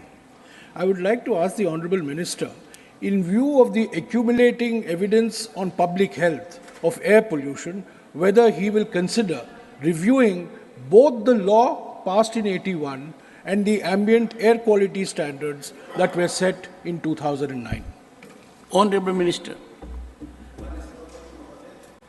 देश में जो वायु का जो प्रदूषण है उसकी समस्या को देखते हुए केंद्र सरकार के द्वारा 19,711 करोड़ रुपए का प्रावधान किया गया और जो मानक तय किए थे उन मानकों को डिफाइन करने के लिए देश में 131 शहरों को चिन्हित भी किया गया। इन शहरों को चिन्हित करने के लिए केंद्र सरकार के द्वारा स्कीम लगाई गई। विशेष रूप से PM 2.5, PM 10 में जो हवा में विषैली जो विकिरण फैलते हैं उसको देखते हुए भी सारे प्रावधानों को किया गया। और मैं ये कहना चाहूँगा कि ये जो 131 शहरों में जो मानक बनाए गए थे उसमें काफ़ी संतोषजनक रूप से प्रगति की गई। बल्कि मैं माननीय जयराम रमेश जी को आपके माध्यम से कहना चाहूँगा कि इन 131 शहरों में जिन म्यूनिसिपैलिटीज़ ने अच्छा काम किया, कंट्रीब्यूशन किया, उनको भी पॉजिटिव तरीके से अवार्ड देने का काम किया, क्योंकि ये विषय हम सबके जीवन से जुड़ा हुआ विषय और इसमें विशेष रूप से जो स्थानीय नगर पालिका है वो ज़्यादा से ज़्यादा कैसे सहभाग करें और जिन्होंने अच्छा काम किया उनको विशेष कंपनसेशन भी दिया गया। Fourth supplementary Shri Tiruchi Shiva.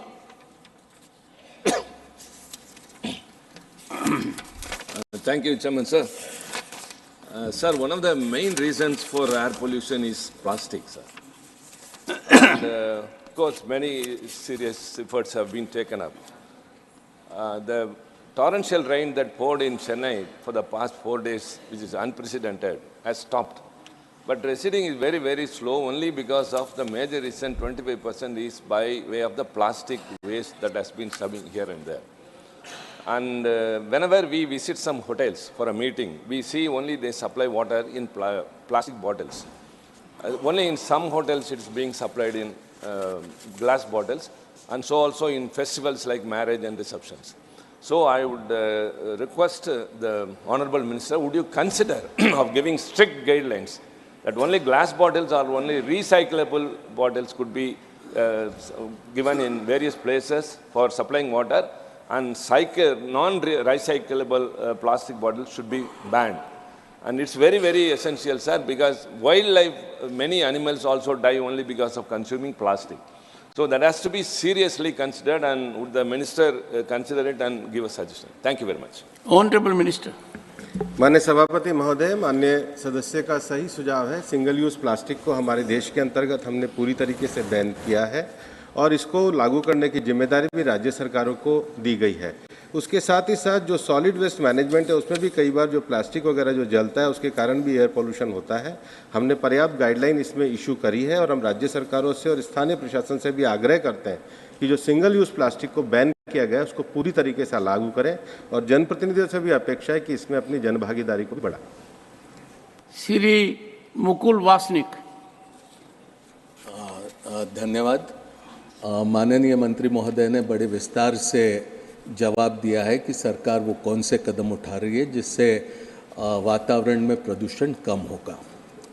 अब दिल्ली भारत की राजधानी है, लेकिन हाल ही में हम सब जानते हैं कि यहाँ पर कुछ समय के लिए कुछ कार्यालयों को बंद करना पड़ा और एक लंबे समय तक के स्कूल्स को यहाँ दिल्ली में छुट्टी देनी पड़ी, क्योंकि दिल्ली का प्रदूषण इस हद तक के बढ़ गया था कि सामान्य जन बाहर में दिल्ली के वातावरण में नहीं चल सकते थे। ऐसी स्थिति में भारत सरकार ऐसे कौन से कदम उठाएंगी ताकि आने वाले समय में दिल्ली के कार्यालय, दिल्ली की स्कूल्स वातावरण के प्रदूषण की वजह से बंद नहीं करने पड़ेंगे? Honourable minister. माननीय सभापति महोदय, दिल्ली में वायु प्रदूषण का जो फैलने का कारण है उसका एक बड़ा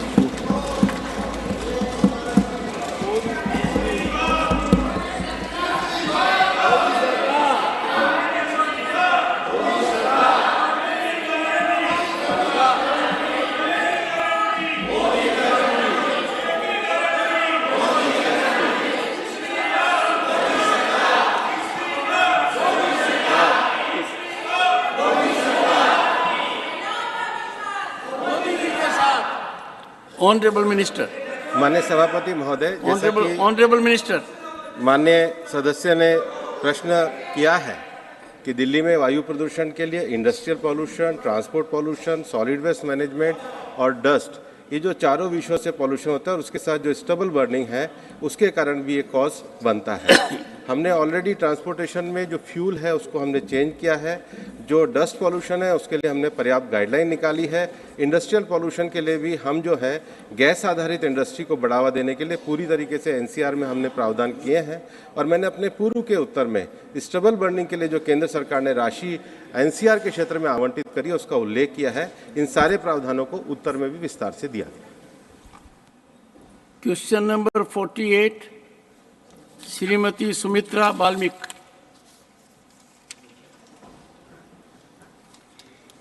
ऑनरेबल मिनिस्टर। अध्यक्ष जी, उत्तर सभा पटल पर रखें। First supplementary, Shrimati Sumitra Balmik. धन्यवाद सभापति महोदय। मैं माननीय मंत्री जी से पूछना चाहती हूँ, क्या बढ़ते पर्यटकों की संख्या को ध्यान में रखते हुए कौशल और उद्यमिता को बढ़ावा दिए जाने हेतु कुछ कदम उठाए जा रहे हैं ताकि युवाओं को पर्यटन के रोजगारों से जोड़ा जा सके? Honourable minister. आदरणीय चेयरमैन सर, आज भारत में टूरिज्म दृष्टिकोण से भारत सरकार स्टेट गवर्नमेंट से मिलके अलग अलग कदम उठा रहे। अभी महिलाओं के लिए जो क्वेश्चन में पूछे हैं उसमें रूरल होम स्टेज के लिए स्टेट गवर्नमेंट और फाइनेंशियल इंस्टीट्यूशंस मिलकर अलग अलग प्रांतों में, स्पेशली बॉर्डर स्टेट्स में और अलग अलग स्टेटों में सेल्फ हेल्प ग्रुप्स को इन्वॉल्व करते हुए होम स्टेट्स बढ़ाने के लिए प्रयास किया है। आपको मालूम है, मैं इस सभा को बताते हुए खुशी होता है, आदरणीय प्रधानमंत्री नरेंद्र मोदी जी अभी तय किया है एक एक सेल्फ ग्रुप को मैक्सिमम जो डिफॉल्टर रहते हैं उसको 20 लाख रुपीस देने के लिए हर सेल्फ हेल्प ग्रुप को भारत सरकार ने निर्णय किया। बैंक सुविधा पहला 5 लाख थे, 10 लाख, अभी 20 लाख एकदम बढ़ा दिया गया। उसके कारण से सेल्फ हेल्प ग्रुप्स को हम मोटिवेट कर रहे होम स्टेस बढ़ाने के लिए। उसके साथ साथ जो भारत सरकार के द्वारा जो Indian institute of travel and tourism management के द्वारा हम डिजिटल प्लेटफॉर्म के द्वारा हम फीमेल टूर गाइड्स को भी ट्रेनिंग दे रहे। उसमें जो फीस वसूल करते हैं महिलाओं के लिए 50% डिस्काउंट देते हुए प्रधानमंत्री जी मोदी जी के आदेश पर हम सभी जगह हजारों महिलाओं को इस जो टूरिस्ट गाइड्स के लिए महिलाओं को ट्रेनिंग दे रहे। उसके साथ साथ मैं बताना चाहता हूँ इस सदन को, अभी प्रधानमंत्री जी का, मोदी जी के विजन पर हम हर एजुकेशन इंस्टीट्यूशन में हाई स्कूल से लेके पीजी तक सभी इंस्टीट्यूशन में युवा टूरिज्म क्लब्स खोलने का निर्णय किया है। अभी तक 35,000 युवा टूरिज्म क्लब्स अलग अलग इंस्टीट्यूशंस में भारत सरकार खोले हैं। क्योंकि आपको मालूम है, घर में अगर कोई समर में, हॉलीडे में टूरिज्म जाना चाहते तो कौन तय करते हैं? घर में रहने वाले स्टूडेंट्स, बच्चे तय करते हैं। इसीलिए भारत सरकार चाहते हैं डोमेस्टिक टूरिज्म बढ़ाने में, उस बच्चों को आधार पर उसके घर में, उसके परिवार में, उसके इंस्टीट्यूशंस में जो उनको अवेयरनेस लाने के लिए युवा टूरिज्म क्लब्स खोल रहे। अभी तक 35,000 युवा टूरिज्म क्लब खोलकर आज टूरिज्म बढ़ाने के लिए प्रयास करें। हम चाहते हैं, भारत सरकार चाहते हैं स्टेट गवर्नमेंट से लगातार संपर्क करें। सभी एजुकेशन इंस्टीट्यूशंस में एक युवा टूरिज्म क्लब जरूर होना चाहिए। इस दृष्टिकोण से भी हम काम कर रहे हैं। Second supplementary Shrimati Sumitra Valmik. माननीय सभापति महोदय, मैं माननीय मंत्री जी से पूछना चाहूंगी, नॉर्थ ईस्ट पूर्वोत्तर राज्यों में पर्यटन को बढ़ावा देने में क्या क्या कदम उठाए हैं? माननीय मंत्री। रेस्पेक्टेड चेयरमैन सर, अभी नॉर्थ ईस्ट में भारत सरकार आने के बाद, नरेंद्र मोदी जी सत्ता संभालने के बाद, आज इंफ्रास्ट्रक्चर एक्टिविटी में जब तक टूरिज्म आना चाहते हैं, एयरपोर्ट्स नहीं थे, पहले एयरपोर्ट्स कम थे, रेलवे स्टेशन एक ही असम गुवाहाटी में था। अभी सभी कैपिटल में एक train connectivity, air connectivity, road connectivity बढ़ावा देने के लिए प्रयास किया है। जब तक कनेक्टिविटी नहीं रहते हैं, टूरिज्म बढ़ते नहीं। इस दृष्टिकोण से भारत सरकार लगातार नॉर्थ ईस्ट में इस 9 साल में 5 लाख करोड़ रुपए खर्च करके इंफ्रास्ट्रक्चर एक्टिविटी बढ़ाया। जब तक इंफ्रास्ट्रक्चर एक्टिविटी नहीं बढ़ते हैं, जब तक टूरिज्म एक्टिविटी बढ़ते नहीं। अभी हम जो नॉर्थ ईस्ट में जो नेशनल हाईवेज रहते हैं, उसमें हम जो व्यू पॉइंट्स बोलकर अलग अलग जगह व्यू पॉइंट्स लगा रहे, क्योंकि बहुत डिस्टेंस जर्नी करना पड़ता है। टूरिज्म जाते हैं, महिला रहते हैं, बच्चे रहते हैं, कोई वॉशरूम भी नहीं रहते। इसी दृष्टिकोण से भारत सरकार टूरिज्म डिपार्टमेंट के द्वारा अलग अलग जगह व्यू पॉइंट्स लगा रहे। अभी तक अरुणाचल प्रदेश में एक पायलट प्रोजेक्ट के नाते फर्स्ट फेज में अरुणाचल प्रदेश में, मणिपुर में, मेघालय में, मिजोरम में और नागालैंड में, सिक्किम में अलग अलग जगह नेशनल हाईवेज के बाजू अच्छे व्यू पॉइंट्स आजकल उधर ठहर सकते हैं। कैंटीन, रेस्टोरेंट, उसके साथ साथ कोई सावनीर सेंटर, उसके बाद अच्छे फोटोज सेल्फी निकालने के लिए अच्छी व्यू पर एक व्यू पॉइंट्स बनाने के लिए अच्छे व्यवस्था कर रहे हैं। और उसके साथ साथ जो स्टेट गवर्नमेंट से मिलकर अलग अलग जगह जो जितने भी टूरिज्म डेस्टिनेशंस है, हम फाइनेंशियल असिस्टेंस दे रहे। प्रसाद स्कीम के द्वारा, स्वदेशी दर्शन के स्कीम के द्वारा, पिलग्रिम टूरिज्म हो, नेचुरल टूरिज्म हो, ऐसे अलग अलग जगह टूरिज्म बढ़ाने के लिए भी नॉर्थ ईस्ट में भारत सरकार का प्रथम रेस्पॉन्सिबिलिटी है और प्राथमिकता देकर नॉर्थ ईस्ट में टूरिज्म बढ़ाने के लिए पूरा प्रयास कर रहे हैं। Third supplementary Shri Amar Patnaik. Thank you, Chairman, sir. Sir, recently, the Orissa government handed over 20 wayside amenity centers and 12 cafeterias at prominent tourist destinations to self-help groups under the Mission Shakti program of the state government of our Chief Minister, Honorable Sri Naveen Patnaik. Whether the central government would consider having similar kind of scheme which would not only promote tourism but would also give impetus to the self-help groups in the country. Honorable Minister.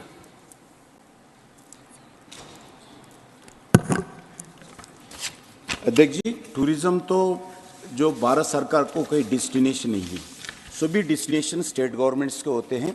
सभी state governments को 100% हम प्रसाद scheme के द्वारा, स्वदेशी दर्शन के scheme के द्वारा हम फाइनेंशियल असिस्टेंस देते हैं। और जो सेल्फ हेल्प ग्रुप्स को अभी बताया, सेल्फ हेल्प ग्रुप्स को भी हम उनके द्वारा भी एंकरेजमेंट करने के लिए प्रयास करें। जो भी स्टेट गवर्नमेंट का प्रपोजल सेंट्रल गवर्नमेंट को आते हैं, स्वदेशी दर्शन हो, प्रसाद स्कीम हो, उसमें स्टेट गवर्नमेंट्स मिलकर प्रायोरिटी भी स्टेट गवर्नमेंट तय करते हैं। हम फाइनेंशियल असिस्टेंस देते हैं 100%। उसका एग्जीक्यूशन हो, मेंटेनेंस हो, टेंडर हो, वो सब स्टेट गवर्नमेंट ही करते हैं। जैसा स्टेट गवर्नमेंट से जो भी प्रपोजल आएगा जरूर हम करेंगे। फोर्थ सप्लीमेंट्री श्री सुखेंदु शेखर रे। Thank you, sir. Sir, the Sagar Island, situated in the South 20 Pargana district of West Bengal, popularly known as Ganga Sagar, is not only having a beautiful sea beach and coastal area, but also one of the most popular place of pilgrimage in the country from time immemorial. my supplementary to 48C, whether the Honorable Minister will be pleased to consider inclusion of Ganga Sagar under the Darshan or Prasad scheme for development of the place as spiritual circuit or coastal circuit. Honorable Minister. आदरणीय chairman sir, Bharat सरकार आदरणीय प्रधानमंत्री नरेंद्र मोदी जी जिम्मेदारी संभालने के बाद जो pilgrimage tourism हो, रिलीजियस टूरिज्म हो, जो कल्चर टूरिज्म हो, इसको बढ़ावा देने के लिए प्रयास किया है। एग्जाम्पल आप वाराणसी देख सकते हैं, उज्जैनी देख सकते हैं, केदारनाथ साहिब देख सकते हैं, वैसे ही साउथ में भी अलग अलग जगह श्रीशैलम में देख सकें। सभी जगह प्रशासनिक स्कीम के द्वारा उस अलग अलग जो पिलग्रिमेज सेंटर्स है, उस सेंटर्स में अम्यूनिटीज़, टूरिस्ट अम्यूनिटीज़ बढ़ाने के लिए भारत सरकार लगातार पैसे खर्च कर रहे हैं। और जो आप प्रपोज दिया है, जरूर स्टेट गवर्नमेंट से अगर प्रपोजल है तो जरूर हम फाइनेंस देने के लिए तैयार है। क्योंकि मैं बताना चाहता हूँ, जो डोमेस्टिक टूरिज्म अगर कंपेरेटिवली 2021 से कंपेयर किए तो लगभग 155% 2022 में टूरिज्म, डोमेस्टिक टूरिज्म बढ़ गई। लगभग 173 करोड़ विजिट्स डोमेस्टिक टूरिज्म के आज लोग घुमाएं। उसके साथ साथ मैं बताना चाहता हूं, फॉरेन टूरिस्ट भी 2022 में 85 लाख का आज कंप्लीट किया है महीने में। और एग्जाम्पल मैं बताना चाहता हूं, जम्मू कश्मीर में भी 11 महीने में 2023 में, इस महीने में जब लगभग नवंबर तक 2 करोड़, एक ही जम्मू कश्मीर का ही 2 करोड़ टूरिस्ट जम्मू कश्मीर में टूरिस्ट किया है। इतिहास में आज़ाद के बाद जम्मू कश्मीर के इतिहास में इतने टूरिस्ट कभी नहीं आया। अब आर्टिकल 370 के हटाने के बाद मोदी जी के नेतृत्व में जम्मू कश्मीर स्टार्ट किया है। अभी उसके कारण 2 करोड़ टूरिस्ट जम्मू कश्मीर में हैं। भारत सरकार हर विषय पर टूरिज्म बढ़ाने के लिए आधार सबसे भारत का एम्बेसडर दूसरा कोई नहीं, हमारा प्रधानमंत्री नरेंद्र मोदी जी है भारत का एम्बेसडर टूरिज्म बढ़ाने के लिए। जो भी देश में जाते हैं, विदेश में जाते हैं, हर मीटिंग में टूरिज्म के बात करते हुए जरूर लोगों को भारत का टूरिज्म का इंपॉर्टेंस अवगत करते हैं। G20 का आपको मालूम है, G20 का लगभग 200 मीटिंग 56 सिटीज में हुआ है। उस जगह अलग अलग देशों का ऑर्डिनरी डेलीगेट्स नहीं है, उस देश का इंपॉर्टेंट ऑफिशियल हो और मिनिस्ट्री हो, all important cream of the 20 countries हो, 30 कंट्रीज का ऑफिसर्स आए थे। उसको इतना प्रयास किया भारत सरकार टूरिज्म बढ़ाने के लिए। G20 के कारण सबसे बड़ा कोई फायदा हुआ तो भारत सरकार के द्वारा टूरिज्म भी एक सेक्टर है, उसका बहुत फायदा हुआ है। वो दुनिया भर में जाकर घर अपना एम्बेसडर बनकर अपने देश में भारत के टूरिज्म के बारे में, भारत के कल्चर के बारे में अपने देश में प्रयास करें। ये भारत का बहुत बड़ा उपलब्धि टूरिज्म सेक्टर का है। Fifth supplementary Shri Santosh Kumar P. Chairman sir, it's a universal truth that the state of Kerala is one of the outstanding destinations of tourism in the world. But unfortunately, large areas of Kerala is still unexplored. So I would like to ask the minister, there are huge possibilities of pilgrimage tourism as well. So will there be any initiative from the side of the central government to promote tourism in Kerala by investing more funds, by starting more hotels through ITC and through this tourism promotion, and by increasing the air connectivity to Kerala, especially the northern side of Kerala, including Kannur Airport. So will there be any initiative to promote tourism through these channels? Honorable Minister. सरकार के तरफ से कोई नया hotel हम नहीं खोलेंगे। हम होटल बिजनेस करने वाले नहीं है। प्राइवेट सेक्टर में आने वाले दिन में अलग जगह स्टार होटल हो, बिजनेस बजट होटल हो, सभी जगह हम होटल बढ़ाने के लिए स्टेट गवर्नमेंट से बातचीत करें। स्टेट गवर्नमेंट बेनिफिट्स दे और लैंड दे। उसके साथ साथ जो इनिशिएटिव्स करना है स्टेट गवर्नमेंट से बातचीत करके हर जगह इंक्लूडिंग नॉर्थ ईस्ट जोन में भी अलग अलग जगह नॉर्थ ईस्ट में अच्छे होटल नहीं थे। ऑल अभी 8 स्टेटों में होटल्स खोलने का प्रयास किया है। केरला में भी बहुत बड़ा होटल, जो 3 स्टार होटल हो, 5 स्टार होटल हो, अलग अलग जगह नॉर्थ ईस्ट में भी है। मैं बताना चाहता हूँ, नॉर्थ ईस्ट में पिलग्रिम्स के दृष्टिकोण से, गुरुवायूर टेम्पल के दृष्टिकोण पे हम लगभग 45 करोड़ उधर इंफ्रास्ट्रक्चर के केरला में दिया है।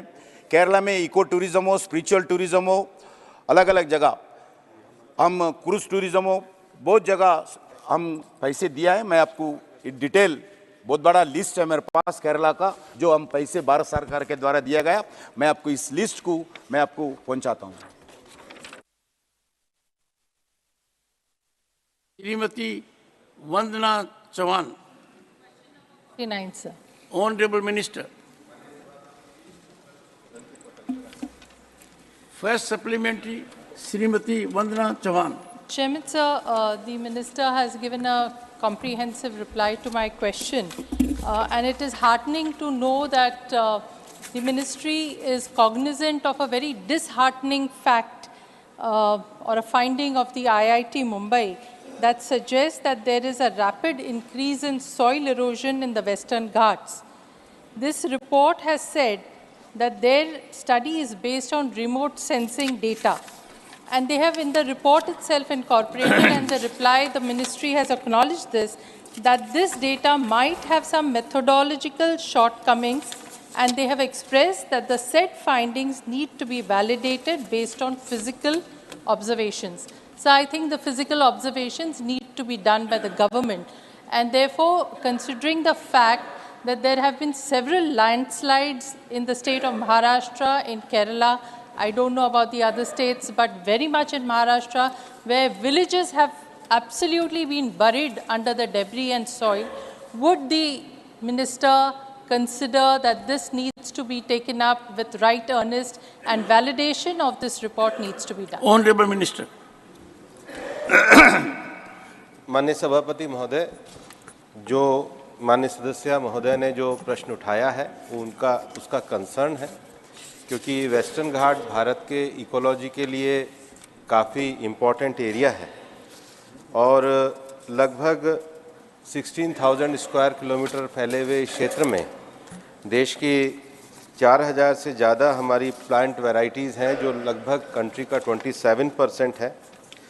उसके अलावा ट्रीज़ की भी और बाकी स्पीशीज़ भी काफ़ी ज़्यादा हैं।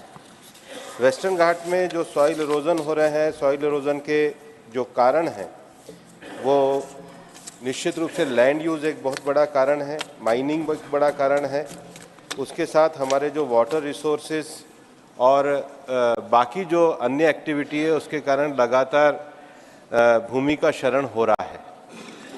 मंत्रालय द्वारा इसके लिए विभिन्न कार्यक्रम चलाए जा रहे हैं, फॉरेस्टेशन से लेकर के इको सेंसिटिव एरिया के प्रोटेक्शन को लेकर के चला रहे हैं। हम ये जानते हैं कि लगातार पेड़ों के कटने के कारण भूमि का लगातार क्षरण होता है और वेस्टर्न घाट में उसको प्रिजर्व करना, बचाना बहुत आवश्यक है। अभी हाल ही में COP28 में माननीय प्रधानमंत्री जी के नेतृत्व में भारत ने अंतर्राष्ट्रीय स्तर पर भी ग्रीन फंड इनिशिएटिव किया है और इसके अंतर्गत भारत में हमने उन क्षेत्रों की पहचान करी है जहां इस तरीके से सघन वन के इलाके, जहां पर भूमि को लगातार फ्रेगमेंटेशन हो रही है, खाली हो रही है या पेड़ नहीं है, वहां पर ग्रीन इनिशिएटिव के द्वारा ज़्यादा अच्छे तरीके से हम लोग वृक्षारोपण को करके एक जन भागीदारी को और सबको बढ़ाने का प्रयास करेंगे, क्योंकि वेस्टर्न घाट की इकोलॉजी को बचाना ये महत्वपूर्ण है और इकोलॉजी के लिए वहाँ का जो बाकी भी जो एरिया है, विशेष रूप से जो वाइल्ड लाइफ एरिया है, उसको सरकार बचाने के लिए पूरी तरीके से संकल्पित है। Second supplementary, Srimati Vandana Chauhan. Sir, the Minister has rightly said that it is a very, very important eco-sensitive zone which needs to be preserved for several reasons: biodiversity, the hydrology, the geography, the monsoons that we get, and therefore it's very important that we pay attention. And therefore, rightly, the government from time to time set up 2 committees. One was in 2010, which was headed by Professor Madhav Gadgil, and later there were some problems, and therefore to give a holistic view to this issue, another committee was set up in 2012, headed by Dr. K. Kasturi Rangan. So both these committees have made recommendations, and after that, from time to time, from 2014, we have been the government has been coming up with only draft notification for the reservation of an eco-sensitive zone. Now, this is the 5th time that a draft notification has been taken Your up. supplementary. So when does this see the light of the day? Honorable Minister. माननीय सभापति महोदय, Gadgil committee और कस्तूरी रंगन committee के report आने के बाद draft notification को issue किया गया था। चूँकि इसमें गुजरात, गोवा, महाराष्ट्र, कर्नाटक, तमिलनाडु और केरला कुल मिलाकर 6 राज्य इसके अंतर्गत, उनकी भूमि इसके अंतर्गत आती है। पिछले वर्ष भी सभी राज्य सरकारों के साथ 1-to-1 मैंने स्वयं जाकर के मंत्रियों के साथ बातचीत करी थी। हमें बहुत सारे राज्यों के सांसदों के भी विशेष आवेदन आए थे, केरल के भी सांसदों के आए थे, और उसके लिए हमने जो फॉर्मर डीजी हैं संजय कुमार जी, उनके नेतृत्व में एक और कमेटी बनाई है ताकि ड्राफ्ट नोटिफिकेशन के बाद जिन गाँव की ग्राउंड लेवल पे समस्या उनको अच्छी तरीके से एड्रेस किया जा सके। मैं मानता हूं कि वो कमेटी संतोषजनक तरीके से काम कर रही है और हमें भी उस कमेटी के जो ग्राउंड लेवल पे उन्होंने असेसमेंट किया उसके निर्णय की प्रतीक्षा है। Third supplementary, Shri V Vijay Sai Reddy.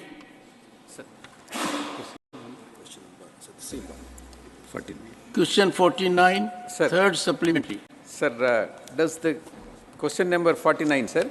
Does the government plan to conduct geoscientific mapping in respect of Western Ghats forest? And afforestation and plantation programs of the Forest Department have had a limited success due to reasons like neglect of local ecosystem, lack of assessment mechanism, and lack of planning. How is the ministry going to deal with the same and prevent the soil erosion, sir? Thank you. Honorable Minister. सभापति महोदय, जहाँ तक forest survey की बात है, भारत एक ऐसा देश है जहाँ पर नियमित रूप से हमारा फॉरेस्ट सर्वे होता है। अभी पिछले वर्ष ही भारत के फॉरेस्ट सर्वे की रिपोर्ट आई है और फॉरेस्ट सर्वे ऑफ इंडिया लगातार इसको करता है। हर 2 वर्ष बाद साइंटिफिक तरीके से सर्वे किया जाता है और उसकी रिपोर्ट को पब्लिश किया जाता है। तो कुछ नया करने की आवश्यकता नहीं है। भारत में एक बहुत एस्टेब्लिश हमारा डिपार्टमेंट है जो इसका नियमित रूप से संज्ञान लेके वार्षिक सर्वे करके उसको हम सबके सामने प्रस्तुत करते हैं। Fourth supplementary, Dr. Shantanu Sen. Thank you for giving me the scope. Sir, as we know that the tigers are going to be gradually extinct, and sometimes they are coming out of the forest because of severe deforestation at different parts of the country. Through you, my humble submission and my question to our learned minister, whether our government is going to take any special step to prevent this severe deforestation across the country. Thank you very much. Honorable Minister. माननीय सभापति महोदय, मैं आपके माध्यम से माननीय सदस्य को जानकारी देना चाहूँगा कि टाइगर एक्सटिंक्ट नहीं हो रहे, बल्कि 50 ईयर ऑफ टाइगर की जो रिपोर्ट आई है, भारत में टाइगर की संख्या बढ़ी है और दुनिया के 70% टाइगर हमारे पास है। दूसरा, पिछले 9 वर्षों में हमारी सरकार ने 53 टाइगर रिजर्व इस समय पूरे देश में है। उसके साथ ही एलिफेंट रिजर्व भी 33 है। भारत वाइल्ड लाइफ के प्रति कितना जागरूक है, इसको लेकर जब 50 year of tiger conservation programme हुआ तो माननीय प्रधानमंत्री जी के नेतृत्व में अंतर्राष्ट्रीय स्तर पर भारत ने बिग कैट अलायंस बनाया है। बिग कैट अलायंस में जो 7 बड़े जानवर है उसमें से 5 भारत में ही हैं। भारत ने बल्कि चीता रीइंट्रोडक्शन करके जो प्रजाति हमारे यहाँ से एक्सटिंक्ट हो गए उसको भी वापस लाने का काम किया है। हमारे फॉरेस्ट के लोग उसके लिए भी लग रहे हैं और इसलिए भारत टाइगर कंजर्वेशन के मामले में, एलिफेंट कंजर्वेशन के मामले में दुनिया में गौरव के साथ कह सकता है कि भारत ने बचाने का और संरक्षण करने का कार्य किया। Fifth supplementary, Dr. V. Sivadasan. The single-use plastic waste, plastic is polluting the soil and environment. Sir, government is issuing a lot of directions to protect the soil and environment to avoid the plastic waste. But the question is, sir, inspire the people. So government should follow the directions very positively. So my question is whether government is ready to follow the green protocol for the government functions like parliamentary committees and official functions of the government to avoid the single-use plastic waste? Honorable Minister. निश्चित रूप से काफ़ी जगह पे किया जा रहा है। आजकल काफ़ी कॉन्फ्रेंस वगैरह में आप जाएंगे तो लगभग प्लास्टिक की बोतल गायब हो गई है। हमको भी सांसदों को सबको आग्रह करना चाहिए जिन कार्यक्रमों में हम भाग लें, क्योंकि सिंगल यूज़ प्लास्टिक ये सबसे बड़ी समस्या है, सॉइल इरोजन के लिए भी सबसे बड़ी समस्या है। सरकार ने पर्याप्त गाइडलाइन निकाली है, लेकिन इसके लिए जागृति करना हम सांसदों की भी जिम्मेदारी है। Question number 50, Shri Shakti Singh Gohil. Thank you, Chairman sir. My question number 50. Honorable Minister. सभा पटल पर रखा गया। First supplementary Shri Shakti Singh Gohil. माननीय सभापति महोदय, ये कहा जाता है कि justice delayed is justice denied. अगर न्याय देर से आता है तो न्याय नहीं मिलने के बराबर होता है। और ये भी कहा जाता है कि judicial process is the biggest judicial punishment. तारीख पे तारीख लोग परेशान होते हैं, और ये क्यों होता है? मैं आपके जरिए माननीय मंत्री जी से जानना चाहता हूं कि जो टोटल स्ट्रेंथ है हाईकोर्ट के जजेस की वो 1124 है, उसमें से 324 जगह माननीय सभापति महोदय खाली है। माने 29% से ज़्यादा हाईकोर्ट में अगर जजेस खाली है तो फिर जस्टिस डिलेड ही होगा। मैं माननीय मंत्री जी से जानना चाहता हूं कि मेमोरेंडम ऑफ प्रोसीजर MOP बहुत सोच समझ के 3 जजेस के जजमेंट के बाद MOP बना है। MOP के हिसाब से और हमारे संविधान के आर्टिकल 224 के हिसाब से इंडिपेंडेंस ऑफ जुडिशरी, सरकार का रोल ही नहीं है इसमें खास। आपके वहां प्रपोजल सुप्रीम कोर्ट से भेजे हुए आप क्यों रोक के रखते हो? क्यों इसको आप दबा के रखते हो? और इससे इतनी जगह खाली है तो क्या सरकार इसमें हस्तक्षेप हटाना चाहती है या नहीं? Honourable minister. आदरणीय सभापति महोदय, ये क्वेश्चन जो है वो जजेस की सैंक्शन स्ट्रेंथ और वैकेंसी से संबंधित है। मैं सुप्रीम कोर्ट में जो जजेस की स्ट्रेंथ है उनका जिक्र करता हूं। पहले 34 स्ट्रेंथ है और 34 ही भरी हुई है। 34 ही भरी हुई है।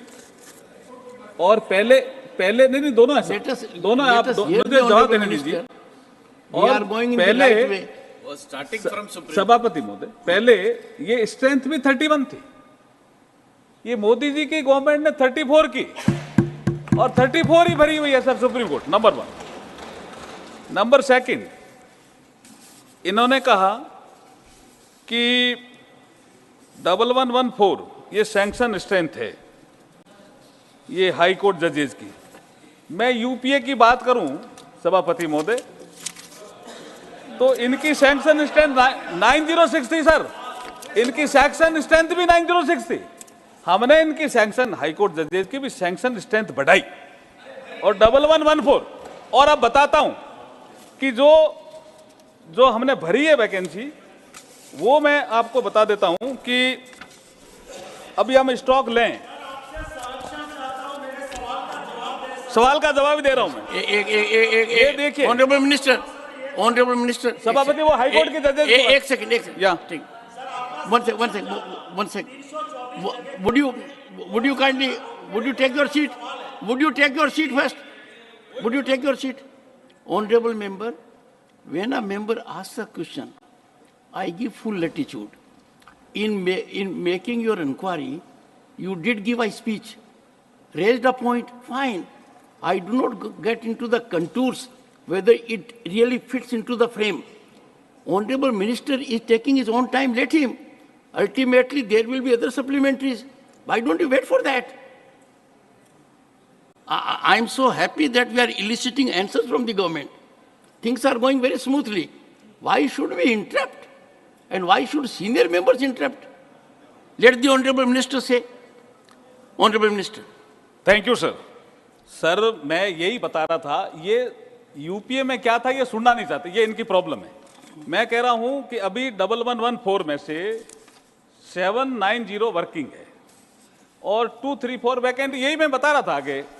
उसके बाद जो मैं आपको अगर स्टॉक लूं 1 जनवरी 23 का, तो हमें विभिन्न हाईकोर्ट्स कॉलेजियम से जो प्रपोजल प्राप्त हुए वो 171 और 2023 में जो हमें मिले वो 121। हमें प्रपोजल तो कॉलेजियम से ही मिलेंगे ना साहब।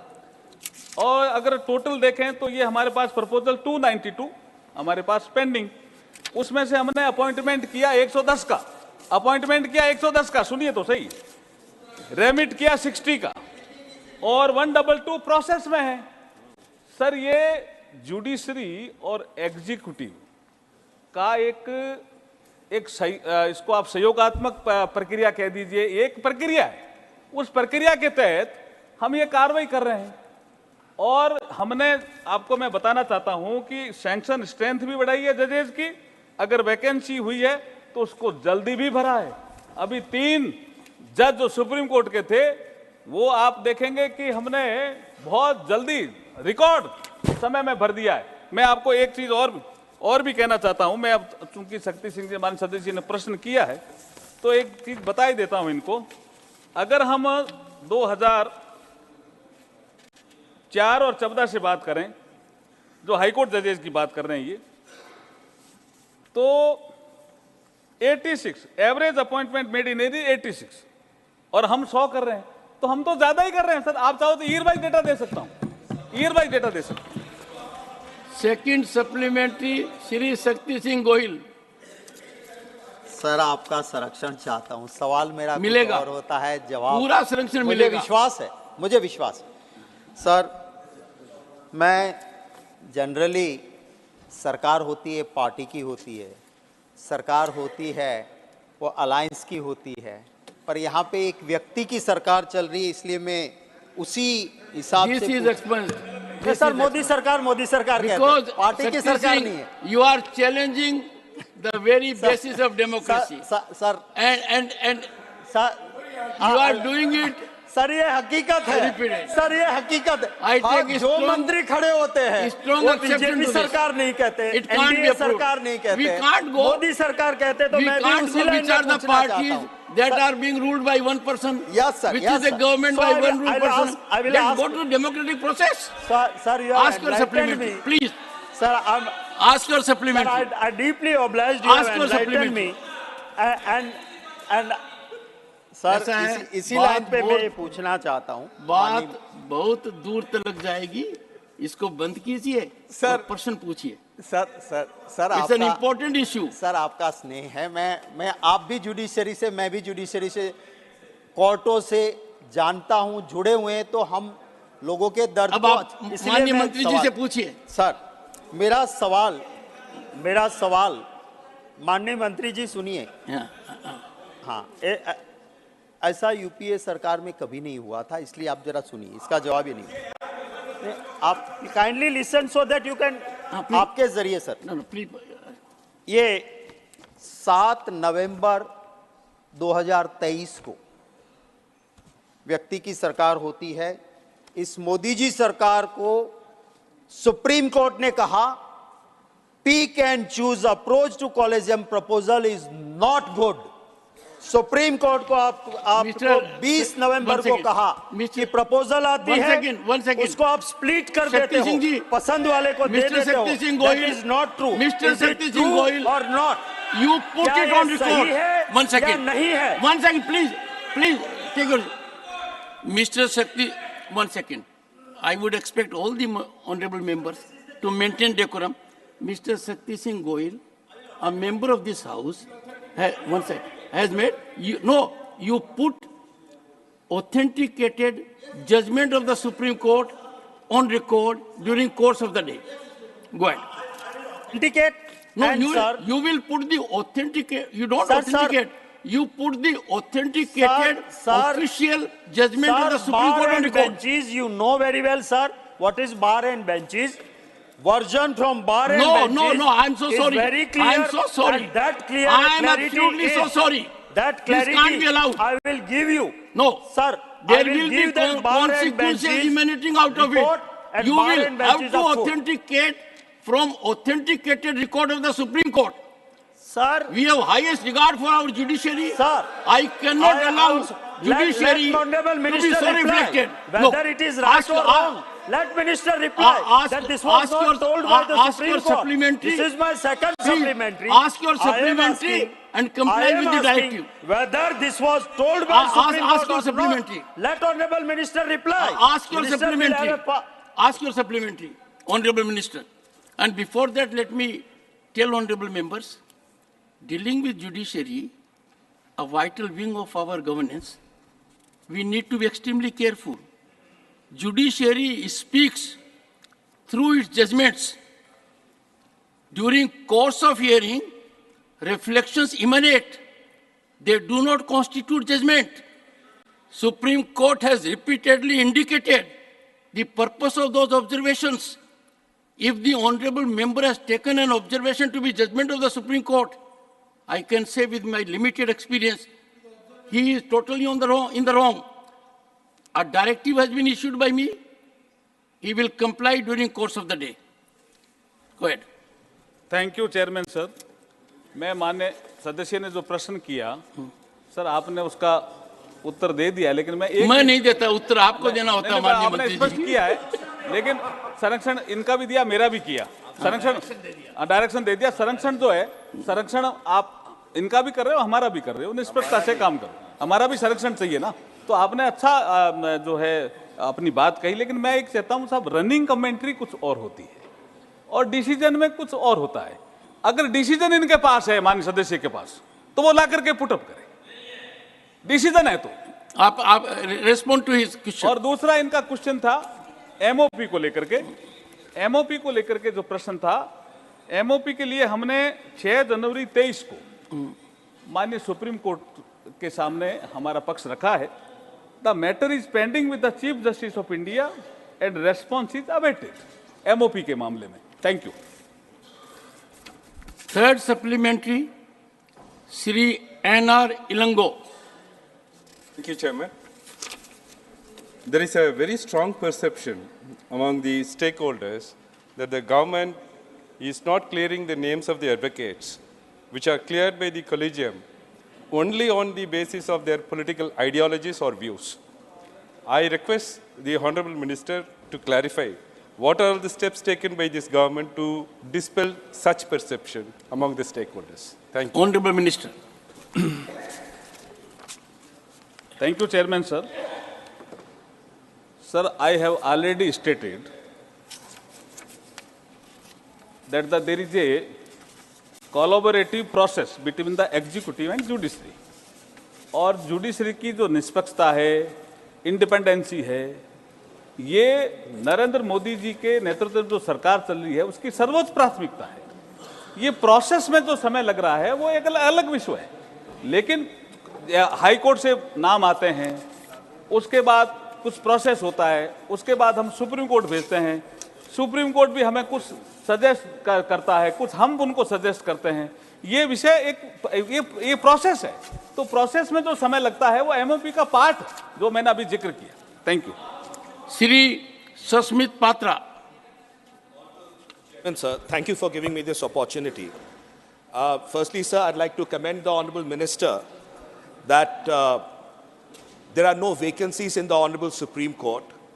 And also the Ministry has given information that in this year, 292 proposals have come from the High Court collegiums, and they were under process of various considerations. And it seems that at times the number of proposals expected from High Court collegiums are not as much. Now, that is not the responsibility of the Ministry. That is up to the High Court collegiums to take a call on, along with the Supreme Court collegiums, in order to fill up the vacancies. My specific question to the Honorable Minister would be, though it does not come within the domain of the Ministry to expedite something between the High Court collegiums and the Supreme Court collegium, would the Ministry consider engaging with either the process or through the Ministry with the High Court collegiums and the Supreme Court collegium? You ran out of time. Sir. You can see the Honorable Minister in his chamber. Sir. The House will meet at 2 p.m. today.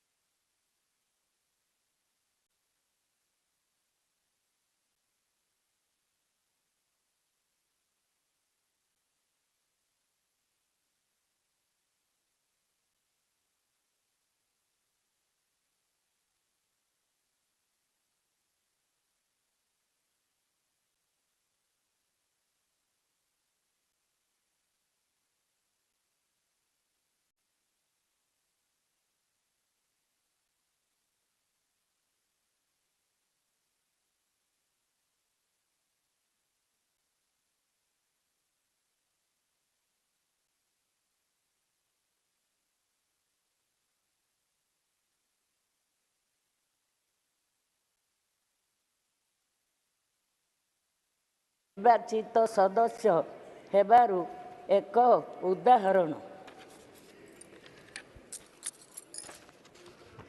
ଅଧିକନ୍ତୁ ମାନ୍ୟବର ପ୍ରଧାନମନ୍ତ୍ରୀଙ୍କ $5 trillion ଅର୍ଥନୀତିର ସ୍ୱପ୍ନକୁ ସାକାର କରିବା ପାଇଁ ମହିଳାମାନଙ୍କର ସମସ୍ତ ସଶକ୍ତିକରଣ ଆବଶ୍ୟକ।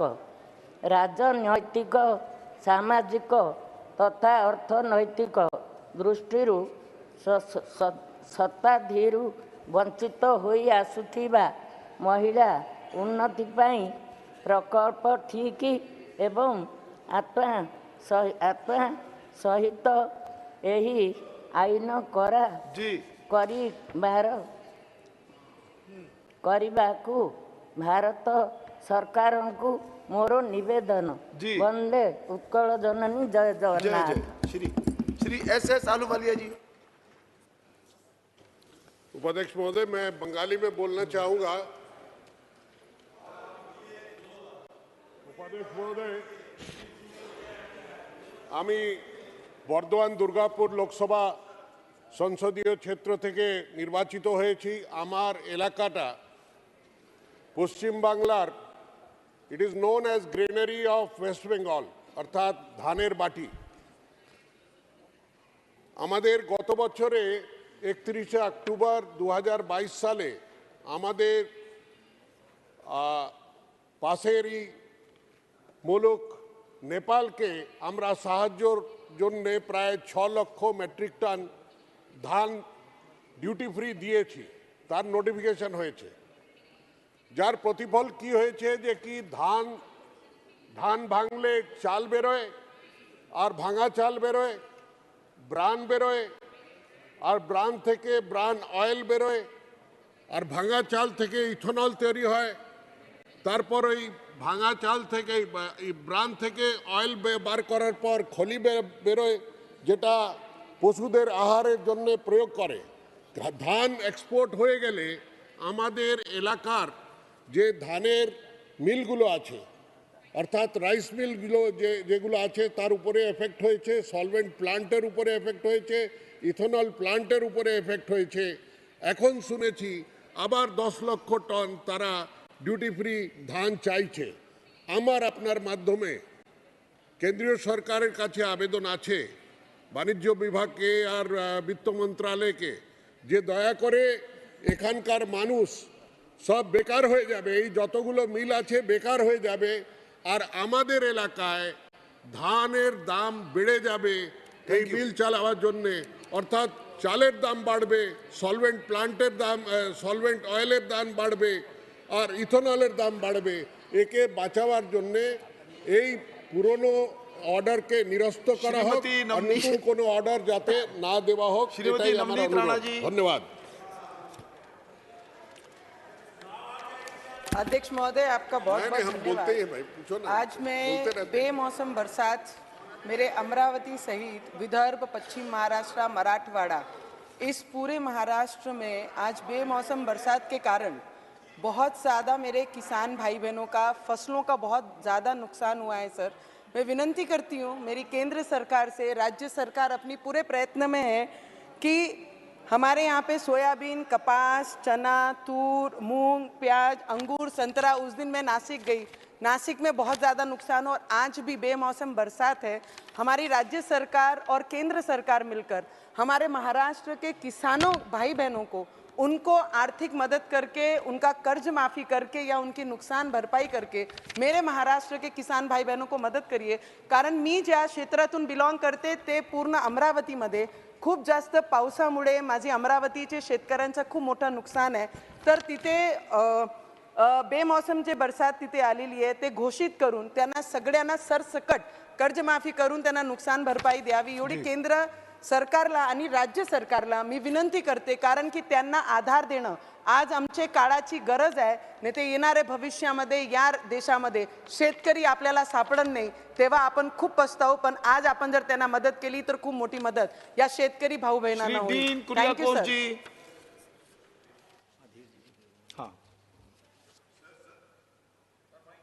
जी Thank you, sir.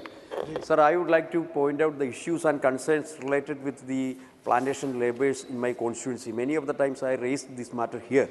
Sir, many of the plantations are in a severe crisis. Their management is not able to run the day-to-day affairs. Workers are not getting their gratuity. Last 10 years, they are not getting their gratuity benefit. That is not the benefit. That is the right of the plantation laborers, but the managements are not giving properly. That's why I urge upon the governments to issue at least 50 crore rupees for getting the gratuity benefit to the plantation workers in my constituency. That is at Pirimedu. Thank you, sir. जी, श्री अधीर रंजन चौधरी जी। पिछले 5 तारीख को sir सदन में प्रश्नकाल के दौरान ये संदेश आए कि हमारे देश में मिनिमम सपोर्ट प्राइस 22 आइटम पे दिए जाते। उसमें नगर और नेपाल की उस तराई में जहाँ भगवान गौतम बुद्ध पैदा हुए, वहाँ पे बुद्ध के प्रसाद के रूप में जब बुद्ध जी थे तो काला नमक चावल दिया करते थे। और आज वो काला नमक चावल देश और दुनिया की बाज़ारों में जिस तरह से बुद्ध के प्रसाद के रूप में हुआ है, उसकी मांग बढ़ी। उसको देखते हुए उत्तर प्रदेश की सरकार और मुख्यमंत्री योगी आदित्यनाथ जी ने उसको 1 डिस्ट्रिक्ट 1 प्रोडक्ट में भी शामिल कर दिया। आप स्वयं काला नमक चावल के बारे में जानते हैं। जल संसाधन मंत्री श्री गजेंद्र सिंह जी हैं, मेरी कंस्टिट्यूंसी में गए थे, इन्होंने वहाँ काला नमक चावल के बारे में किसानों से सुना, और 2700 हेक्टेयर से 15,000 हेक्टेयर हो गया, जियो टैग हो गया, और 1 डिस्ट्रिक्ट 1 प्रोडक्ट में है, निर्यात हो रहा था।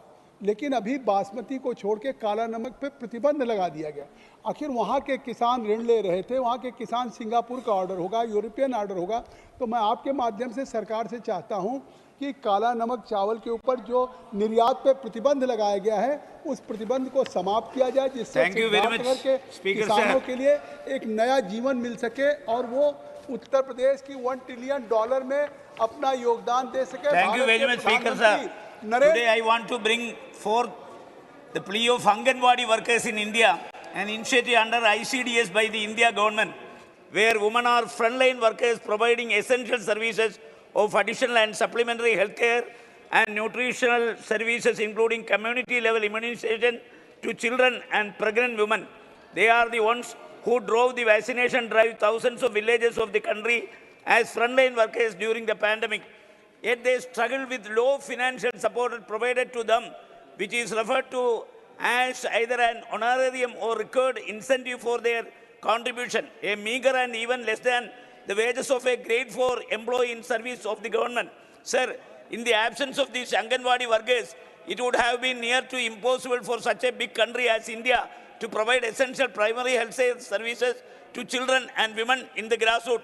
The government has taken advantage of these more than 24 lakhs of Anganwadi workers, entitling their hard work and giving them election and service related duties, adding more to their existing tax work.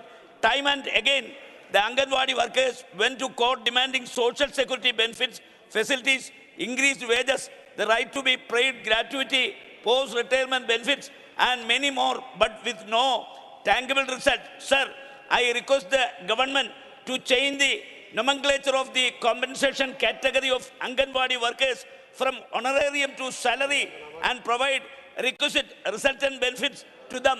Thank you very much, sir. बहुत परेशान है और मेरा क्षेत्र भी और आपका क्षेत्र भी, पूरा पश्चिमी उत्तर प्रदेश और पूरे देश में बहुत ज़्यादा गन्ने के किसान हैं।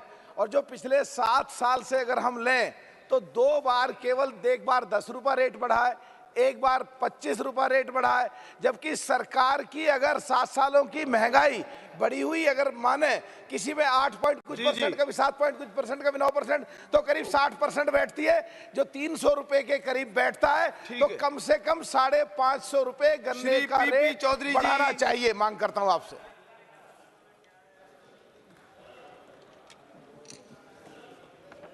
धन्यवाद सभापति महोदय जी। मेरे लोकसभा क्षेत्र में सोजत मेहंदी विश्व प्रसिद्ध है। यहाँ की मेहंदी का अनोखा रंग इसे विश्व प्रसिद्ध बनाता है और ये विशेष रंग द्रव्य इस क्षेत्र की मिट्टी और विशेष जलवायु से मिलता है।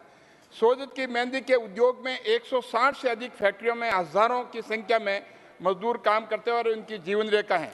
सोजत के साथ जैतारण, मारवाड़ जंक्शन, बिलाड़ा क्षेत्र में भी मेहंदी की खेती होती है। यहाँ के लोगों ने सोजत को मेहंदी नगरी बनाने हेतु बहुत मेहनत की, जिसका बाजार 1000 करोड़ रुपए से भी अधिक है। महोदय, हमारे सोजत की मेहंदी को जीआई टैग का हक देने के लिए मैं माननीय प्रधानमंत्री श्री नरेंद्र मोदी जी का धन्यवाद ज्ञापित करता हूं। इनकी बदौलत यहाँ के उद्योग को एक और नई उड़ान मिलेगी।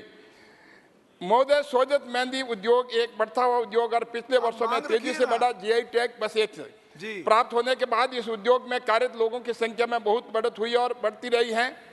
यहाँ के हजारों श्रमिकों के इलाज एवं सुरक्षा हेतु कोई एम्प्लॉय स्टेट इंश्योरेंस कॉर्पोरेशन या एम्प्लॉय स्टेट इंश्योरेंस स्कीम के तहत अस्पताल नहीं है। यहाँ पर ईएसआईएस और ईएसआईसी का कोई भी अस्पताल नहीं है। इसलिए मैं आपके माध्यम से माननीय श्रम मंत्री जी से निवेदन करता हूं कि सोजत में एक ईएसआईएस और ईएसआईसी अस्पताल के लिए स्थगित की जाती है।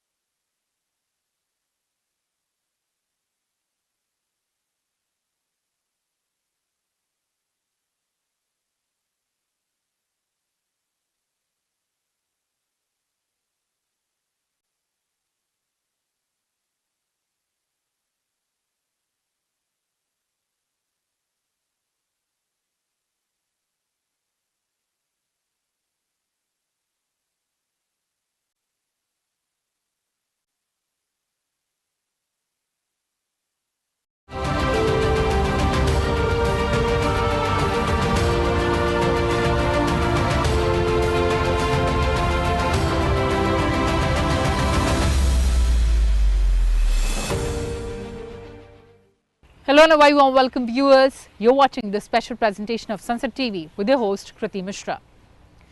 India's criminal justice system is set for a complete overhaul. The government has introduced 3 key bills to replace colonial era courts with the objective of speeding up trials by laying down specific timelines, boosting rates of conviction by improving the quality of evidence and providing relief and protection to victims. So what are the key provisions in the bill? What are the major recommendations of the Parliamentary Committee on Home Affairs? Well, we've packed everything for you in this edition, so come along.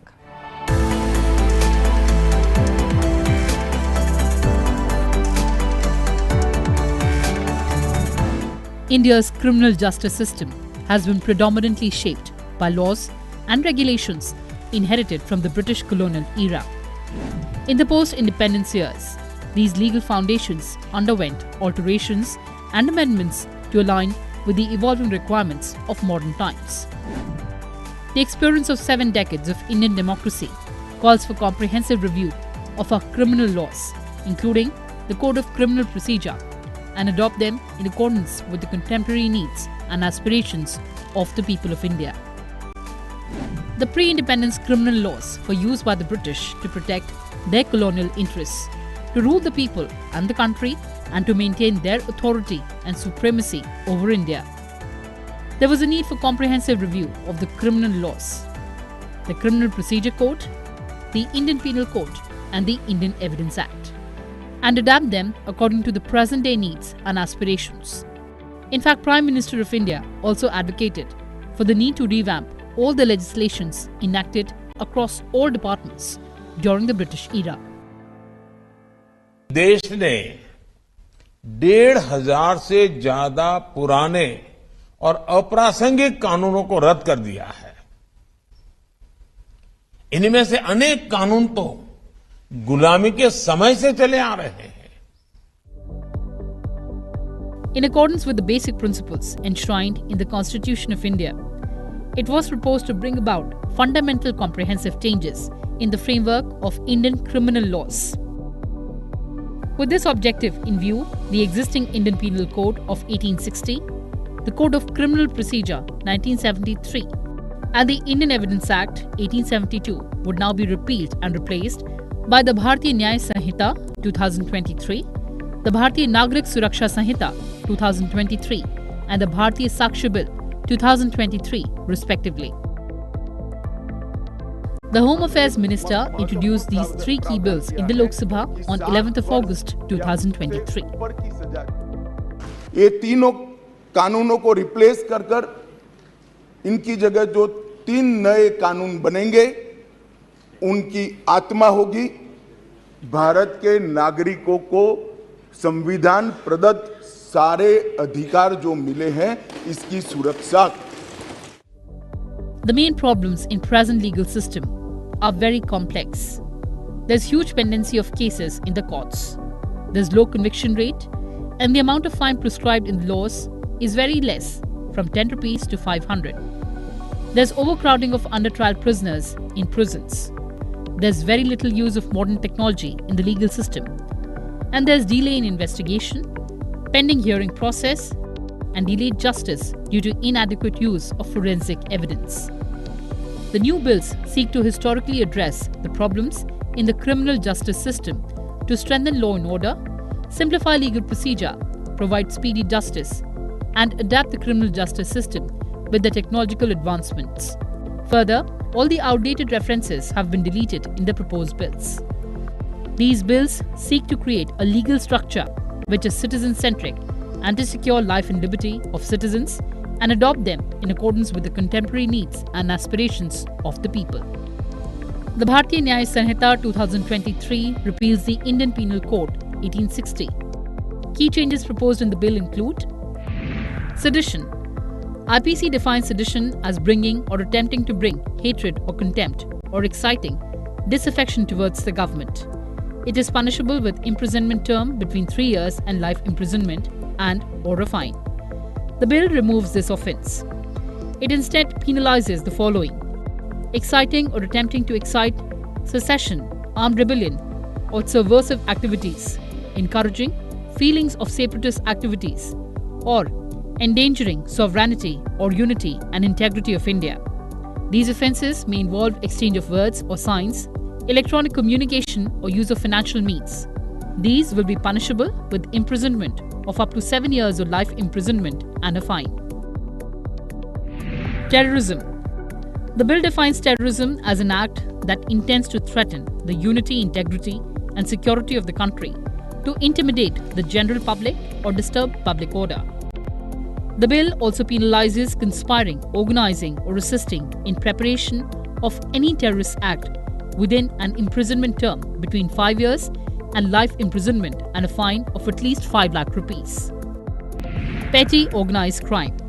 The bill makes attempting or committing petty organized crime punishable with imprisonment between 1 and 7 years and a fine. Death penalty for gang rape of minor. IPC allows death penalty for gang rape of women below 12 years of age. The bill now allows death penalty for gang rape of women below 18 years of age. The Bharatiya Nagrik Suraksha Sanhita 2023 was introduced in the Lok Sabha on 11th of August.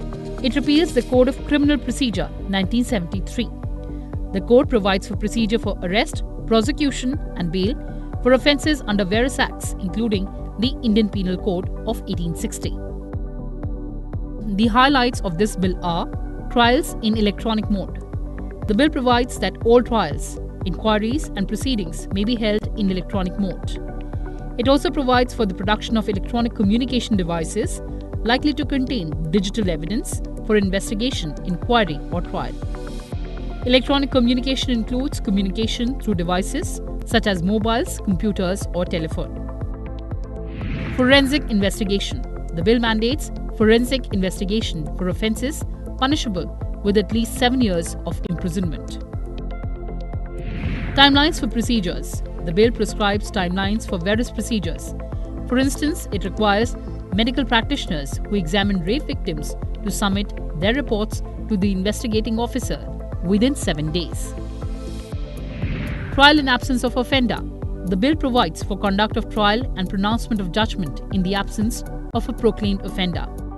This shall be done when such a person has absconded to evade trial and there is no immediate prospect of arresting him. The Bharatiya Sakshi Bill 2023 was introduced in the Lok Sabha on 11th of August. It repeals the Indian Evidence Act of 1872. The Act provides rules for the admissibility of evidence in legal proceedings. The highlights of Bharatiya Sakshi Bill are admissibility of electronic or digital records as evidence. The bill provides that electronic or digital records will have the same legal effect as paper records. It expands electronic records to include information stored in semiconductor memory or any communication devices like smartphones or laptops. Oral evidence. Under the Act, oral evidence includes statements made before courts by witness in relation to fact under inquiry. The bill adds any information given electronically to be considered as oral evidence.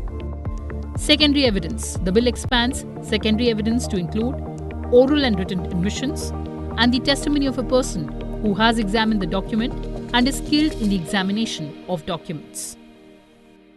दस्तावेजों की परिभाषा का विस्तार कर electronic या digital record, email, server longs, computer, smartphone, laptop, SMS, website, locational साक्ष्य, device पर उपलब्ध मेल और मैसेजेस, ये सभी को कानूनी वैधता देता है, जिससे अदालतों के अंदर जो कागजों के ढेर लगते हैं, अंबार लगते हैं, वो समाप्त हो जाएंगे। अब हमने सर्च और जब्ती में वीडियोग्राफी को कंपलसरी करा है, जो अब वीडियोग्राफी केस का हिस्सा होगी। पुलिस द्वारा ऐसी रिकॉर्डिंग के बिना कोई भी चालान, चार्जशीट रखा जाएगा, वो वैध नहीं होगा। हमारा दोष सिद्धि का प्रमाण बहुत कम है। आज़ादी के 75 साल के बाद भी हम दोष सिद्ध नहीं कर पाते हैं। मान्यवर, इसीलिए फॉरेंसिक साइंस को हमने बहुत बढ़ावा देने का काम किया। The need to reform and rationalize the Code of Criminal Procedure, as also the need to undertake a comprehensive review of the criminal justice system of India, has been expressed from several quarters from time to time. The Law Commission of India, in its various reports, has recommended several amendments in the criminal laws of the country. Rajya Sabha Chairman Jagdeep Dhankar referred these 3 bills to the department-related Parliamentary Standing Committee on Home Affairs on 18th August 2023 for submitting its report within 3 months. The committee, during its deliberations, held a total of 12 meetings spanning more than 45 hours. 19 domain experts were called before the committee to present their views on the bills. The experts invited to participate in the deliberations included senior advocates practicing in the Supreme Court and various high courts, renowned university professors, retired judges, Chairman of Law Commission of India, retired Director General of Police, and besides, the representations received from private individuals and organizations and members of Parliament and ex-members of Parliament were also examined by the committee. Some of the major observations and recommendations of the committee include: the text of all 3 bills is in English language and hence the proposed legislations are not in violation of provisions of Article 348 of Constitution. The Sanhita has widened the scope of definition of gender by including transgenders. For the first time, community service has been introduced as a punishment in Sanhita for petty offences. The committee appreciates the government for introducing death penalty as a punishment for the offence of gang rape on a woman below 18 years of age, which was not provided in the IPC. The committee has recommended the government to seek the opinion of Attorney General and Solicitor General of the country with regard to Clause 1012, which is apparently about mob lynching. The committee appreciates the government for enhancing the punishment under Clause 104 on causing death by negligence from 2 years to 7 years. However, the committee has recommended reducing this punishment to 5 years as the proposed punishment of 7 years is unreasonably long. The committee commends the addition of Offence of Terrorist Act in the Sanhita criminal law by rephrasing it without compromising the security of the state. The committee has recommended the government to include Section 377 of IPC in the Sanhita. A recommendation has also been made to retain Section 497 of IPC on adultery in the Sanhita by making it gender neutral. This is 75th year of our independence.